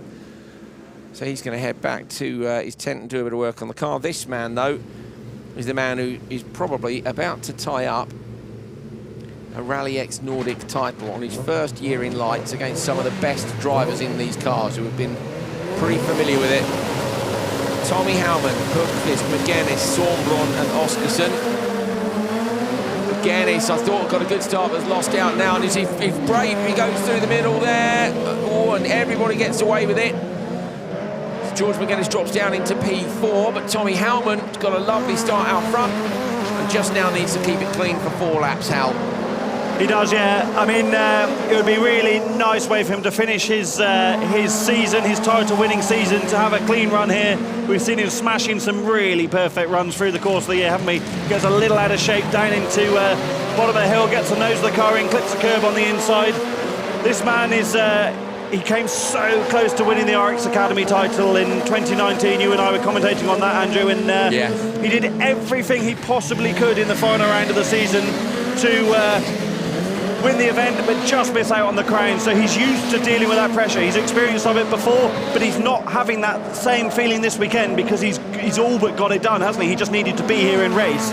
So I think he's been finding it a little bit difficult to know what he needs to do and where he needs to be, because all year he's had one drive, and that's been to be absolutely at the front all the time. Of course he wants to win now, but it's not quite the same, is it? And it's impressive that he's able to get himself back into a groove to be back at the front. Was it Twominen that got him? It was, yeah.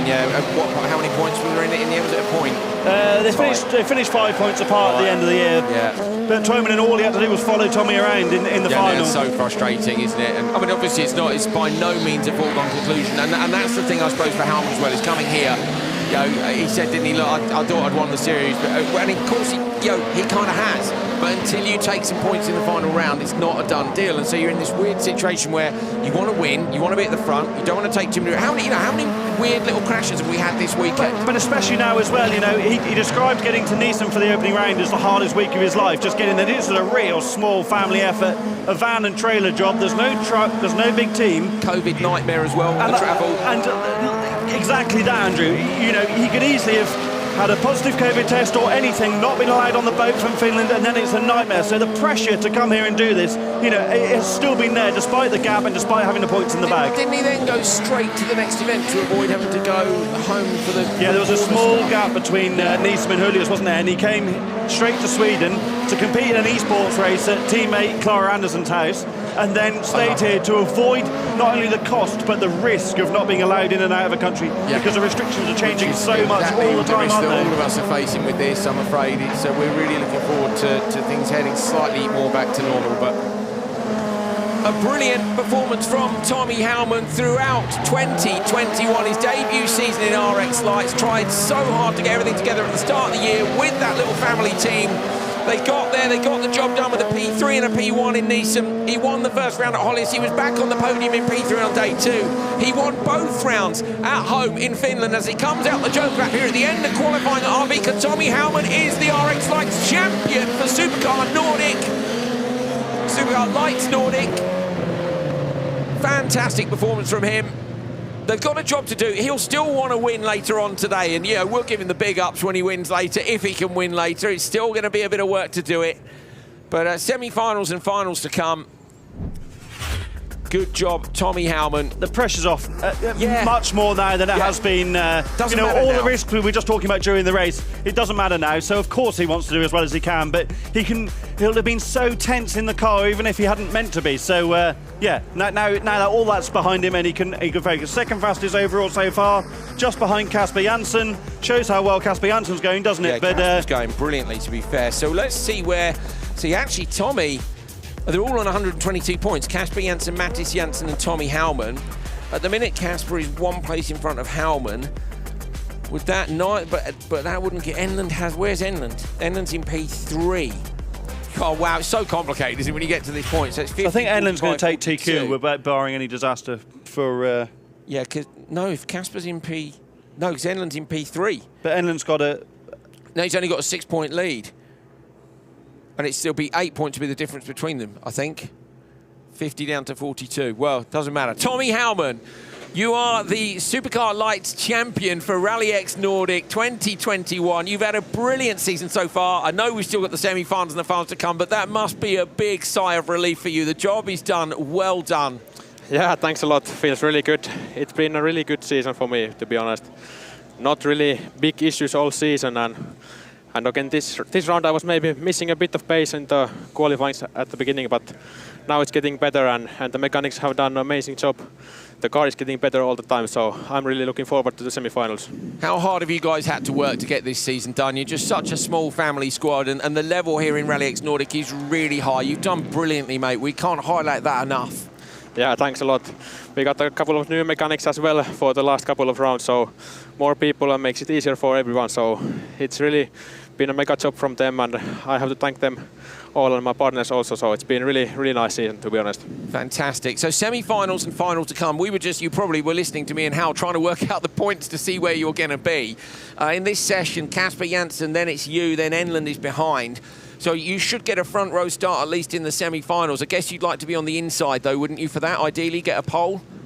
Yeah, I'm not sure how the points go now, but I was making a couple of more small mistakes now, getting a bit too sideways, and I really pushed hard, but it was maybe too much in the beginning at least, so it would have been nice to win this session. I think I would have been 10 top qualifier, but I think now it's going to be semi 2 pole or semi 1 second grid. Okay, fantastic. Well, look, Tommy, enjoy this afternoon because obviously you're the champion now. The pressure's off. I know you'll want to win, but enjoy it, mate. Victory salute. Yeah, I will. Thanks. See you later. See you. Great, isn't it? Yeah, and I think big credit to Jussi Pinimäki and the set promotion squad. Obviously, Tommy's not running with them directly, but using a set car. He's part of the set up with the set esports team, and Jussi will be on the phone and have his ear open for Tommy when he needs advice, and who better to get advice from for winning championships. 100%.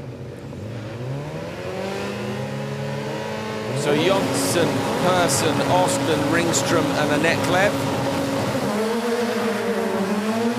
Good start on the inside for Martin Jonsson. Big squeeze behind.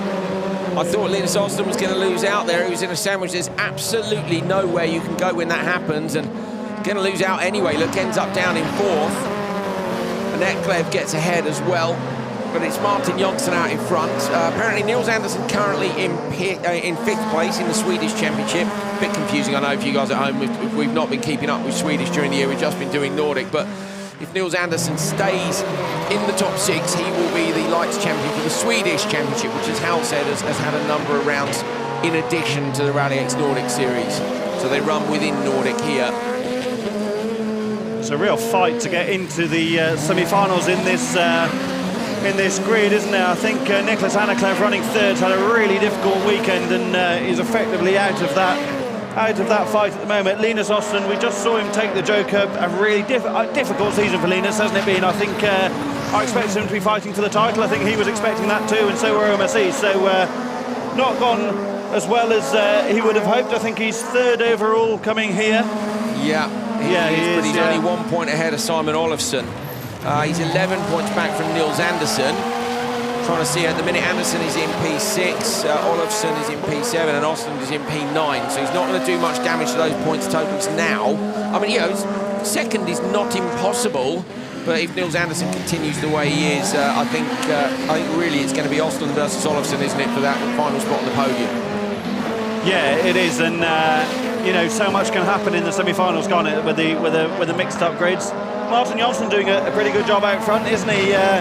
Quietly been going about his business through the course of the season. 6th overall in the points at the moment, not actually that far behind Enland, and maybe 20 points behind Olofsson, so a little bit out of that fight. Races with Kenny Brack's Citroen overalls, so they must be worth a 10th or 2. Pretty quick, pretty cool, isn't it, really? I'd have them in some sort of glass box, He's been wearing them a while now. They're from when Kenny drove with Hanson Motorsport 2009, it would have been, at Hoodies for the European Round. They're still legal, are they? I remember my first set of overalls went out of FIA legality a couple of years ago now, 2-3 years ago. Mind you, they would be older than that. Much to the hilarity of most of my mates, I still wear the overalls I bought to do European races in 2007. But they're still legal? Yeah, well, they're still past scrutineering. So. Right, mine were my initial set was from 98 when I did my first rally. Yeah, you're much older than I am, though. I am a lot older than Hal. I do look good, though, don't know Hal for my age. I mean, I've got great hair, haven't I? In joke there, sorry. There's a great backs this weekend. It's pretty obvious what the joke is. We don't need to sugarcoat it. What else have we joked about this weekend? Peanuts. Got a couple of lads with us who can't resist the peanuts. It's been fun, to be fair. It has been fun. Over the line, Jonsson takes it. Osland gets P2.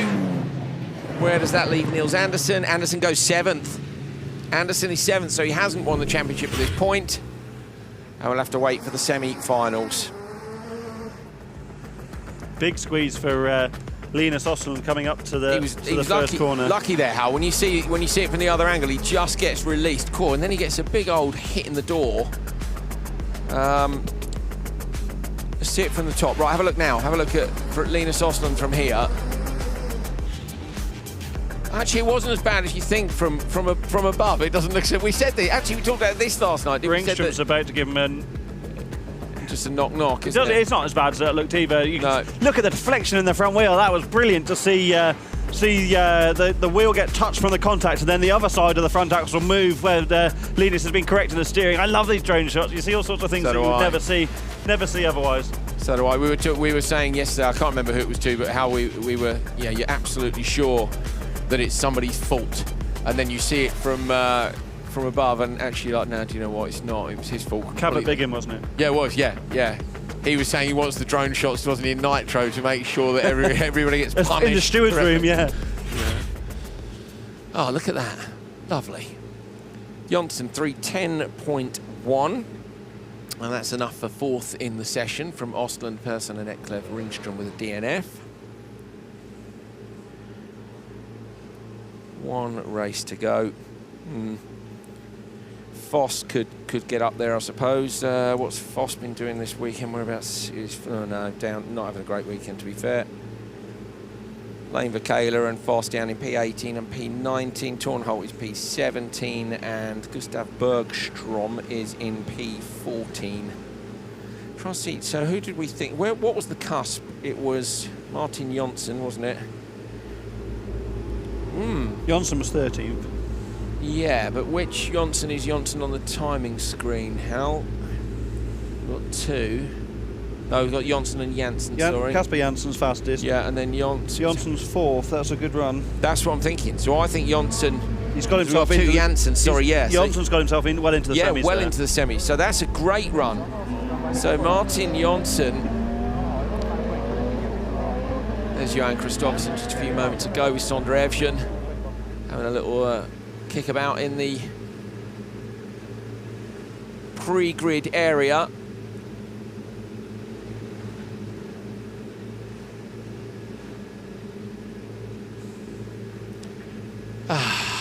Calm before the storm. Supercar coming up in a minute. Oh, just take a seat, Hal, just for a minute. Let's get my energy up. Ready for a bit of arm waving. I think arm waving might be necessary in a minute. The Supercar. Oh, no, my way mark for this, which is really mega. Bergstrom on the inside line. Ida Tornholt gets a good start. Bergstrom goes backwards. Foss backed out of that and has gone to the inside line, but no room on that inside edge. Foss had one of our sort of journeys to get here. I saw landed at Arlanda at midnight on Thursday, and then had to drive the 4 and a bit hour journey here. Getting a rental car in Arlanda is a long and tedious process, I have to say. So yeah, I bet Gregor wasn't here until the very early hours of Friday morning. Fortunately, the sessions start late, but not a brilliant preparation for the weekend. Playing a bit hot and cold, I think it's not unfair to say, as he goes into the Joker Lab. He was brilliant in Neeson in the opening round of the year, and has shown flashes of really good pace, but just hasn't been as consistent as he perhaps would have liked. Yeah, it must be a little bit frustrating.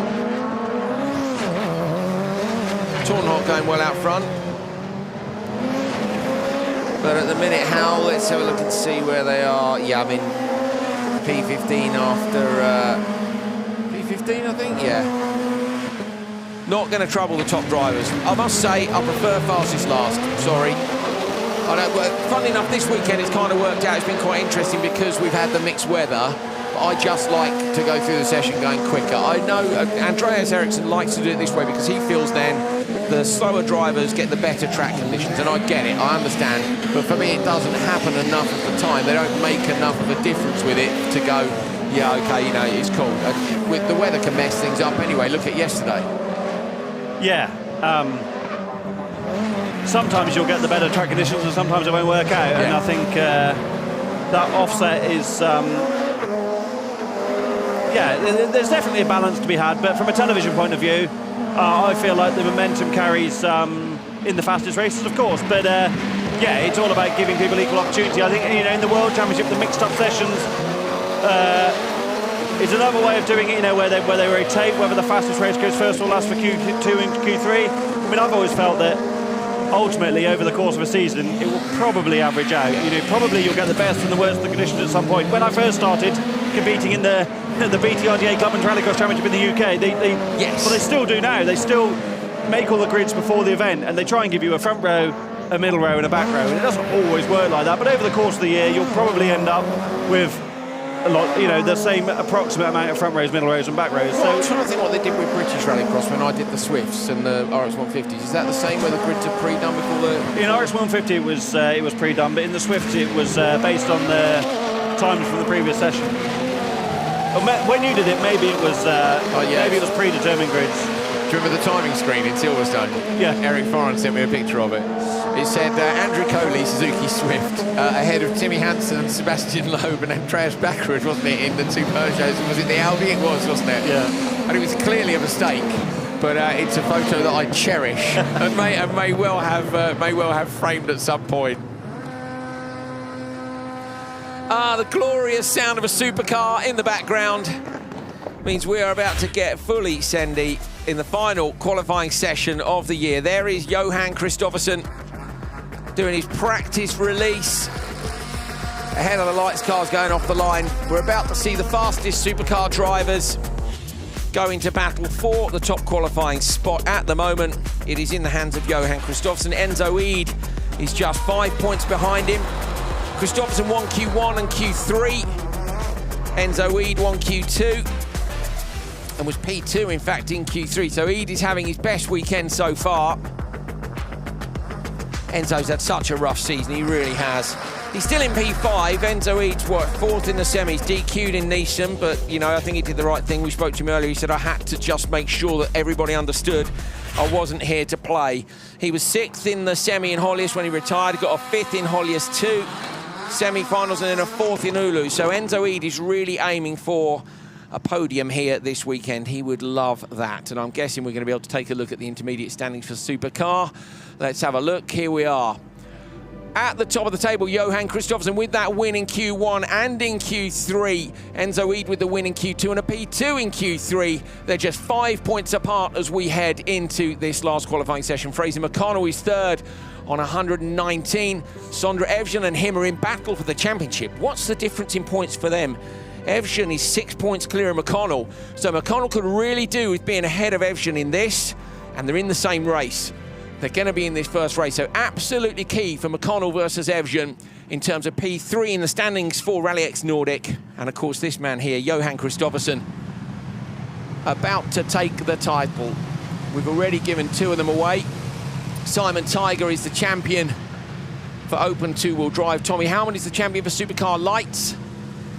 This man, Johan Kristoffersson, the 3-time FIA World Rallycross champion, current leader of Extreme E, couple of times Porsche Carrera Cup Scandinavia champion, isn't he? Superstars champion, almost a DTM factory driver, too tall for F1, but all-round bit of a legend. Racing at home here in front of his home crowd with his family team. Could be about to take the title in Nordic. Kristoffersson off the line on the inside. Enzo Eid moves across, gets straight into the door. Sondre Evjen in front, and then McConnell coming around the outside. Evjen's up the inside, 3 cars wide now. Fraser McConnell trying to hold on, contact in the door. He's got the inside line over the crest now. Ida drops in behind him. Evjen has to drop into P4, and it is Peter Hedstrom who's at the back of the pack. Brilliant start from Fraser McConnell. He executed that absolutely perfectly. Hung it right round the outside. Wasn't tempted to try and shut the door. Enzo Eid trying to go all the way down the hill. He's dropped it on the brakes over the curb sideways. Fraser McConnell gets the position back. Enzo Eid, that's the first time we've seen anyone try that on. Just got it wrong, Hal, but good on him for the effort. Full send. It's so loose, the gravel out there, because no one goes on that part of the circuit. Kevin Eriksson was saying how difficult it is offline. Where the gravel is at its loosest, that hasn't affected Kristoffersson or McConnell. Kristoffersson's on a massive push here, isn't he? Hedstrom's gone Joker immediately, so Peter Hedstrom's gone Joker now. Try and give himself a bit of track space. Ida's going to be out of this one, I'm afraid, and Enzo may well drop down. McConnell could move up into P2 in the night. 9 points back. I don't think it's going to be enough. Well, maybe, actually, because he could drop a long way down the order here, depending on the other drivers. So this could be a chance for McConnell to edge it a bit more, but Sondre Evjen's going to go up with him. Crucial, that championship fight for P3. And at the minute, champion-elect Kristoffersson out in front. But I'll tell you what, Fraser McConnell's looking the best he's looked all weekend here. He's had a few issues, hasn't he? He's got over those, like I said, brilliant first corner. Looks like he might, it looked to me like he might have gone Joker then. Kristoffersson runs a little bit wide on the entry to the final corner. There's Andreas Eriksson. McConnell's taken 2 attempts back on Kristoffersson on the last time around. I think a 10 for that got to be in the final corner where he ran a little bit wide. But McConnell's on a big charge, isn't he? Fraser McConnell trying to beat Sonderevsson, who is a few car lengths back from him as Kristoffersson comes past that super close piece of Armco right down at the start-finish area. Up and over the crest, watch down the hill here. On the brakes, just the slightest of movements, gets the car rotated again. I think McConnell will be loving this. This is McConnell's best performance definitely this weekend. No mistakes so far. He's going with the 3-time World Rallycross champion. Are they going to do an alternate strategy or not? No, they decided to go with it. McConnell goes in a little bit hot that time round, smokes the rear tyres up. Dust in the background now. Everson's got Joker, so Everson's got Joker and comes out in front of Hedstrom. So now he's going to try and edge McConnell on this lap, but I think Fraser's going to have enough. Yeah, Fraser lost a couple of hundredths there to Johan Kristoffersson, but there's very little in it. Andreas Eriksson barking down the radio at Fraser, just giving him all the information he needs. He got sucked into that little mistake in the final corner there on the last lap, I think. You see Johan run a little bit wide, and it's so easy to miss your braking when you see someone do that. And now he's going to follow Johan into the Joker. This is all about following the Triple World Champion. Triple World Champion racing at home with the family team. Kristoffersson has completed his RallyX Nordic season this year. Into the Joker lap, sideways on the limiter, going to come out. Kristoffersson wins RallyX Nordic 2021 for Supercar. Fraser McConnell crosses the line ahead of Sonderevsson, and that is going to make that championship fight for P2 and P3 much closer. They're going to go past Niklas Gronholm now with the point score, but a perfect run for Kristoffersson. He's had 3 of the 4 sessions here this weekend, and that will see him top qualifier at home. There's his dad, Tommy Kristoffersson. Let's have another look at that start. So you said about Frazzie's start here, how you think really nice execution on this one. Brilliant execution, yeah. I think resisting the temptation to try and cut back in. Look, he makes a great initial launch. That's something he wasn't getting so far this weekend. Turns him round the front of Evian, knows Evian's still there. Great awareness. See the brake lights flick back on. Now he's cut back round the outside of Enzo Weed and held the inside over the jump. You can go side by side there, but it's definitely beneficial to have the inside. Brilliant from the young Jamaican. I thought he was in trouble there. You know, you look at where he was in terms of track position. He could easily have lost. Just composure, isn't it? Yeah, but that composure seems to me to have come right at the right moment for Fraz here. It's like he's had a word with himself and gone, okay. In fact, funnily enough, Andreas Eriksson said to me yesterday, you know, sometimes he goes, you just got to give someone a good telling off, and that was what he did for Fraz. And I'm sure Fraz was thinking, wow, do you really have to shout at me quite this much? But maybe it works for him. Maybe it works for him. It was actually helped there by Hedstrom checking out and turning in to try and go for the undercut round the inside. This is Enzo Weed coming up the hill. Look how much extra speed he carried around the outside. Coming in hot. From that camera angle, he was so lucky not to collect his World Championship teammate Johan Kristoffersson. Yeah, he was. I thought he might rip the bottom off the car as well, going over those serrated curbs at 90 degrees to them. It was...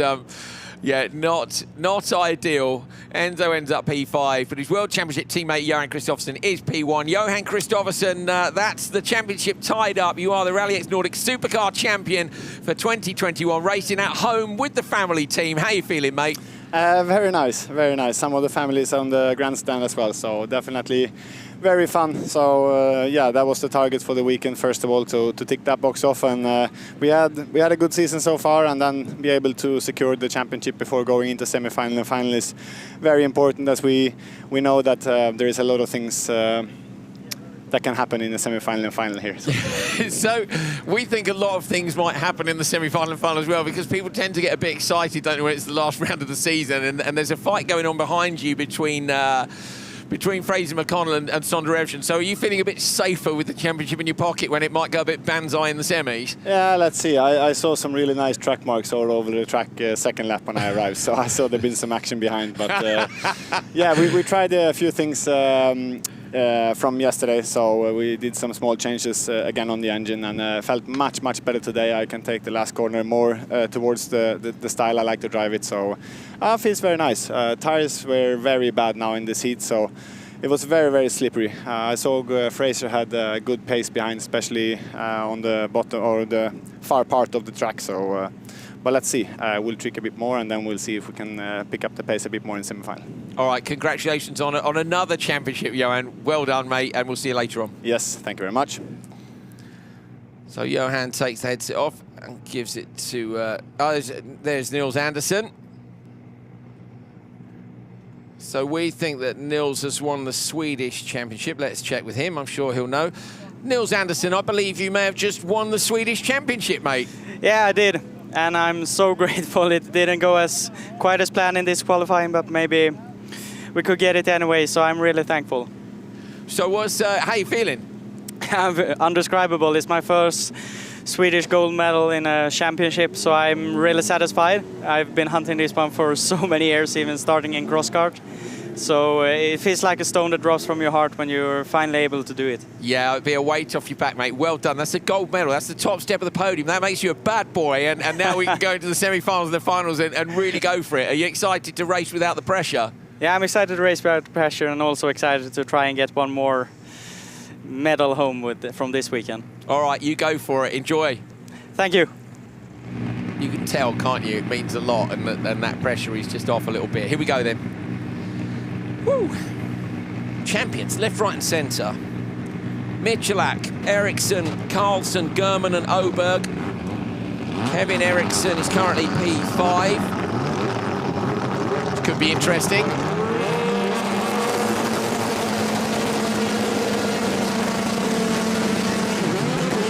Well, Michalak got a good start on the inside line. Eriksson off the line, moves out, just gives him a bit of space, shuts the door on him. Carlson comes into German, coming around the outside. Somebody left on the line. Kevin Eriksson's got that whole shot done. German trying to get alongside as they go up over the jump. That's Michalak and him side-by-side contact between them. Moves in now. Carlson's now alongside Michalak. Michalak rides the curves. German holds on. But out front is Kevin Eriksson. That's a great start for Kevin. Yeah, exactly what Kevin Eriksson needed. Great from Philip German as well. Similar composure to Fraser McConnell, just to hold his line, let Michalak rattle off the side of him, but still keep his momentum and keep track position. But this is exactly what Kevin Eriksson needed to get his head down, get out of the traffic, and try and get somewhere near Jørgen Kristoffersen's time from the previous race. So Kevin said, haven't they, they've been doing some more stuff with the car. That's a little bit deep in the hairpin. German gets close to him on the exit.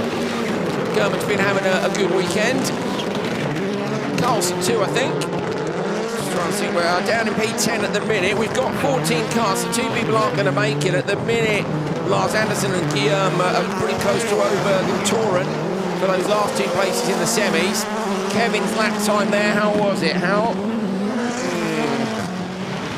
So half a second off Kristoffersen last time around. Remember, McConnell came back at Kristoffersen on the next lap, took a couple of attempts back, so he's there or thereabouts at the moment, especially with his teammate McConnell. He's got a lot of rotation on the car early in the corner. Like here again, you see? That's nice on the exit there, but he said that they've got loads of front-end grip, didn't he? Keeps saying they've got all the steering that they want. He doesn't want to lose that steering. He wants to find more rear grip, but there may come a point where he's got to give up some steering to get the balance that he wants. Compromising in racing car setup is so interesting, isn't it? It's like the Red Bull Formula 1 team having to give up wing angle in the Hungaroring to make the car come back to them in one of the circuits where you need the most aero efficiency. So it's yeah, I love that trade-off, you know, and they're here for testing, aren't they? They're here to test in a race environment, and it doesn't really matter if he's losing a bit. If they find something that they know doesn't work, then they'll not try that again. So, of course, he wants to do well, but it's all about fine-tuning. That's better from Kevin Eriksson. That time, as we see contact in the background, I think it's Michalak and Carlson getting into each other. German jokers into P2. Philip German now has got to really nail it, but I suspect if Michalak and Carlson are that close to him, that probably Kevin is going to be able to edge away from them. So Kevin was talking us through this next corner earlier on today. He said, over the hill, you brake just before, stay close to the bank, get the car turned. Then he said, he's super close to the curb, and I think that's pretty much what he's talking about. Yeah, textbook. He's followed his own textbook and absolutely nailed it. He's dropped behind McConnell in the overall times after the previous lap, so it'll be interesting to see how he does now against his teammate. McConnell was strong on that lap though, wasn't he? He was really tidy. Then there was a slightly wild one. Who comes Kevin now through the Joker? Going to gun it towards the line. Kevin Eriksson goes P3. McConnell is just a bit quicker, 9/10 quicker. That was a great run by McConnell. And that puts the car between McConnell and Evsham, but I don't think it's going to be enough. Oh, Kevin's 2 qualifying points behind Sondre Evsham. That might be enough. That might be enough, because if Kevin maintains that P3, Hal, he'll get 42, and Evsham will get 40, won't he? Which will put them on equal points, and then Kevin should edge it by the result. Yeah, by having the better result in the last session. The final session, yeah. Really strong from German. German's looking really good in this Audi this weekend. Very limited testing in it pre-event compared to what he would like, and obviously it's pretty new to him, so to be hustling it like he is. Kevin, a bit unfair to himself earlier to say he would have saved that moment quicker he had yesterday if he was a little less race rusty. I don't think he's... he hasn't raced much, but he's been driving a lot. Yeah, he's and I think... I don't think he's as rusty as he claims. It's a good excuse. This is going to be interesting. So, yeah, I like it. Enzo Eid was P2, but has dropped it in that session. But he did have... Oh, this is the camera. It was fixed. It was fixed. It was fixed. And it's broken again. So back down there with the tools. Find another lens. Get yourself sorted. How many times have we broken that camera today? Ah, there's Carlson. I wonder how many spares are in the back of the NEP truck. How, what do you reckon? I mean, it is one of those cameras that you put somewhere, not deliberately to get smashed up, but you're pretty much aware on that piece of arm code. I think there's more spare coffee in the tender truck than there are lenses. Cameras. Yeah. Anyway, Enzo Eid, getting back to it. McConnell versus Evgen for this second in the championship. If Enzo drops far enough back, Evgen could be on the front row. Sorry, it depends if Kevin's got him or not. Right, well, we can talk to him now. Hello, Kevin. How are you? I'm good. Not super happy with the front diff, but we know what to do now. Fraser had a different setup with the diffs, and that seemed to, what I heard, he was very happy with that, so we go that direction now as well. He was really strong in that race. So you look like you had a lot of rotation early in the corner with the Honda. I mean, how was it feeling? I had to now because we had a brake ramp in the front diff, so I struggled with the turning under braking, so I had to be much more aggressive. So we will go back now to more what Fraser had, and that will give me the front more back.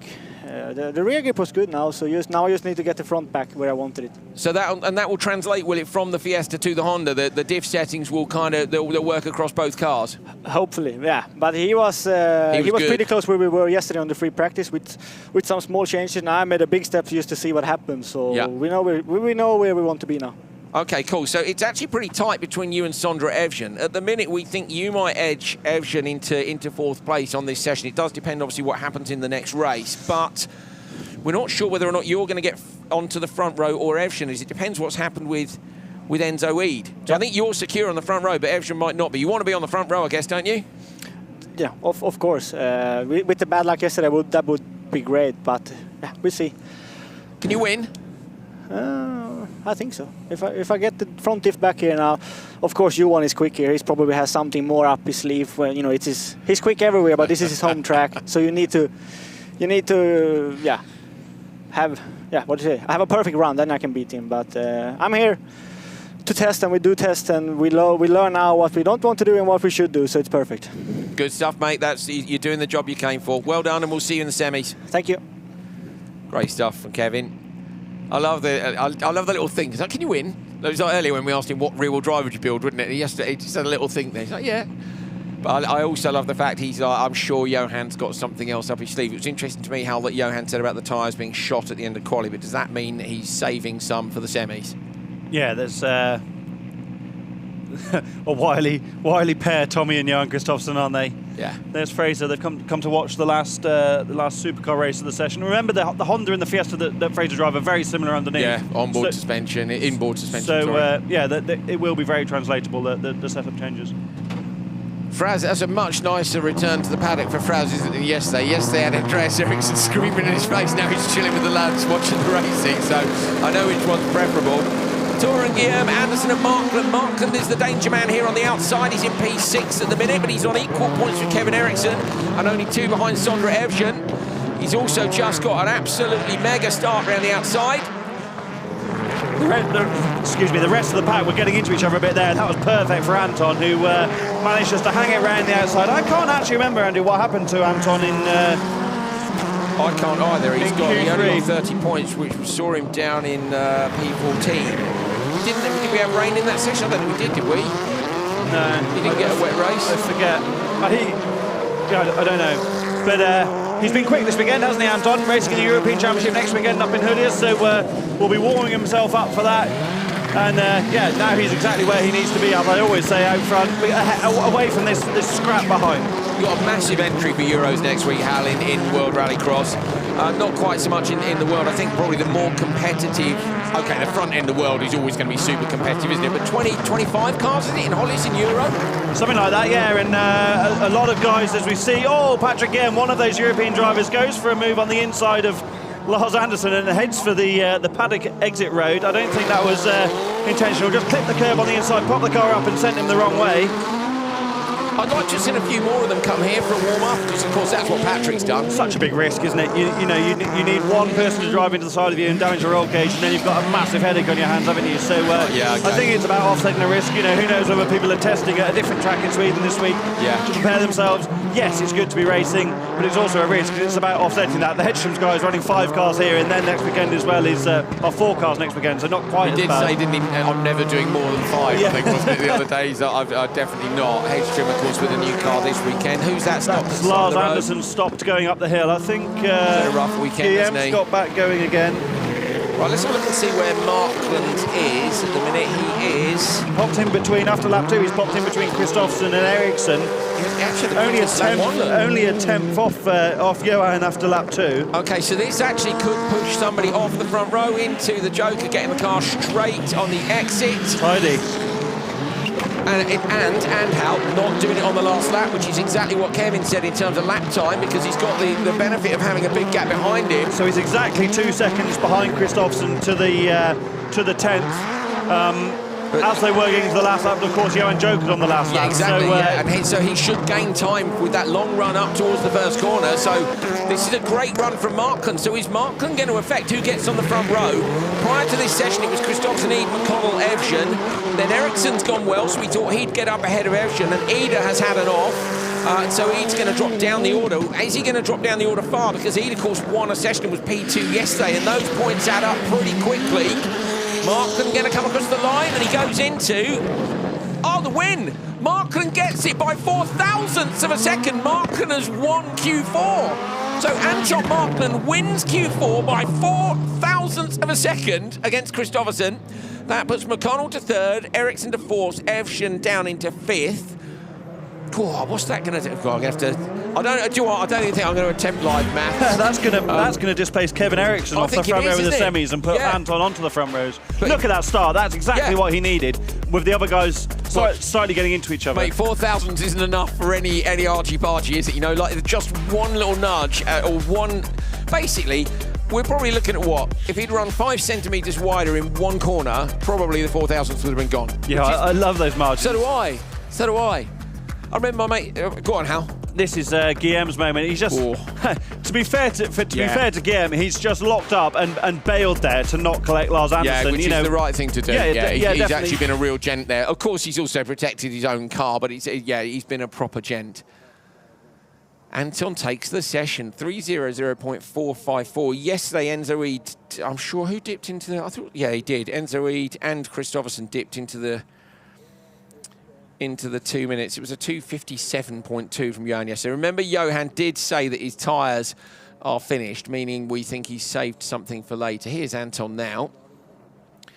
Cap on. Good lad. Cans on. He's like, who is it on the other end? Not that annoying bloke, is it? Eh? Hello, Anton. It's Andrew here in the commentary box. Well done. You've just won the session by 0.004 of a second. Yeah? Yeah. I was overdriving it like hell. It was like Gymkhana grid out there. I was missing power already from the start, and I was just so fed up that I just overdrove every corner and just went a bit crazy. But then, okay, then I know how you drive faster on this track at least. I was about to say, Anton, I think it sounds like you've been doing it wrong all these years, and now you just have to overdrive it, go a little bit crazy. And, you know, we're looking at top times. Your time was 3:00, 3 minutes flat, 0.454. Johan was 0.458. So it is we've just said in comms, if you'd run 5 centimetres wide in any corner, you wouldn't have won it. So it's a decent result. Yeah, that was good. It was a nice surprise you had for me there. So super happy about that. The mechanics were working flat out yesterday, rebuilding differentials and everything since we had the puncture. And I was a bit worried running on the last heat and with a bit of traffic in turn 1, but the start we did was just absolutely perfect, and then, you know, just to lead from start to finish, it's that was great. It was good. Do you want some more good news then? Sorry? More good news? Would you like some more good news? Yes, I would like. You're going to be on the front row for the semi-finals. Oh, yes, yeah. That's what we were aiming for last night, and now we made it, so that's perfect. Okay, well, there you go, mate. That's all the good news I've got, I'm afraid, for today. You haven't won the lottery or anything, but, you know, maybe you have won the lottery by winning the session and going on the front row. Well done. It wasn't the last good news. We are also winning a semi-final and a final, and then you can have more good news for us. Yes, Anton, get in. That's the confidence we like to see, mate. Well done. Yeah, so you win Q4, you're on the front row. I want to see you better come good with those promises, mate. We want to see you get out there. Have you got good tyres for the semis? We were burning 2 of the new ones this time, and for sure they were on the left side, and we did some gymkhana, as I said, but at least we're having 2 new tires, and I think Johan maybe has 4, so we need to find something else. I think just crank up the horsepower a bit more on the engine, and we should have the advantage we need to be on the top steps of the podium. Is that Johan that was just off to the side there? We can't see him. Yeah, it was. Yeah, okay. I think he was, yeah, he's doing an interview by himself now, I guess as a P2, or what was he finishing? He's taken the top qualifier, yeah, so he was P2 to you in the session, but he's top qualifier and he's won the championship with that drive. So he's feeling pretty good, and he did say his tyres were shot. So, okay, well, so this is going to be down to the tyres. What are you going to do to the car if you weren't happy with it? If you've had to gymkhana grid it, what are you going to do now for the semis? Yeah, basically, I think we need to start to produce a bit more grip on the front end. I was struggling a lot with understeer, and that made me have to send it into the corners just to not die with the front end not biting. So we need to find some more grip to be a bit more, let's say, easy on the tires. Otherwise we will cook them on lap 3, 4, and then 5, 6 will be a mess in the semi-final. So we need to find something there just to take care a bit more of the tires so we can have the pace in the end on this. Oh, it's actually 5 laps here, so that's good. We only have 5 laps, so maybe then we can do the gymkhana grid in the semis as well. Go for it, mate. It worked here. Why, you know, just keep it lit, basically. Keep it lit. I will. All right, Anton, thanks, mate. Well done. Congrats on that, and we'll see you later on. Thank you, guys. Cheers, mate. Cheers. I love that. So we were able to tell Anton that at first he'd won the session. Do you want more good news? Yes. You're on the front row. Yeah! Like, it's great, isn't it? I love it. Yeah. They just don't know those things quite. I mean, you might have been told on the radio, but not necessarily. And certainly when you're up in the spotters tower, yeah, you've taken the win, but you're not necessarily running live timing in front of you. Yeah, he's pleased, wasn't he? Yeah, I mean, the spotter's not necessarily looking, like you say, at the overall time. They're looking at managing Anton's individual race, and what will be. You can't manage the overall position, can you? So, yeah, lovely to have him be delivered that bit of news, and lovely to see his reaction live on the broadcast. Yeah, brilliant, great stuff. Right, we've got 1 show left to go this year for RallyX Nordic, which feels quite mad. So we will be back at 3 p.m. local time. We've crowned 3 champions. We've got 2 to go. Semi-finals and finals will be coming up later on today. So make sure you don't miss it. In the meantime, we're going to leave you with a little look at top 3 drives from this year. See you later.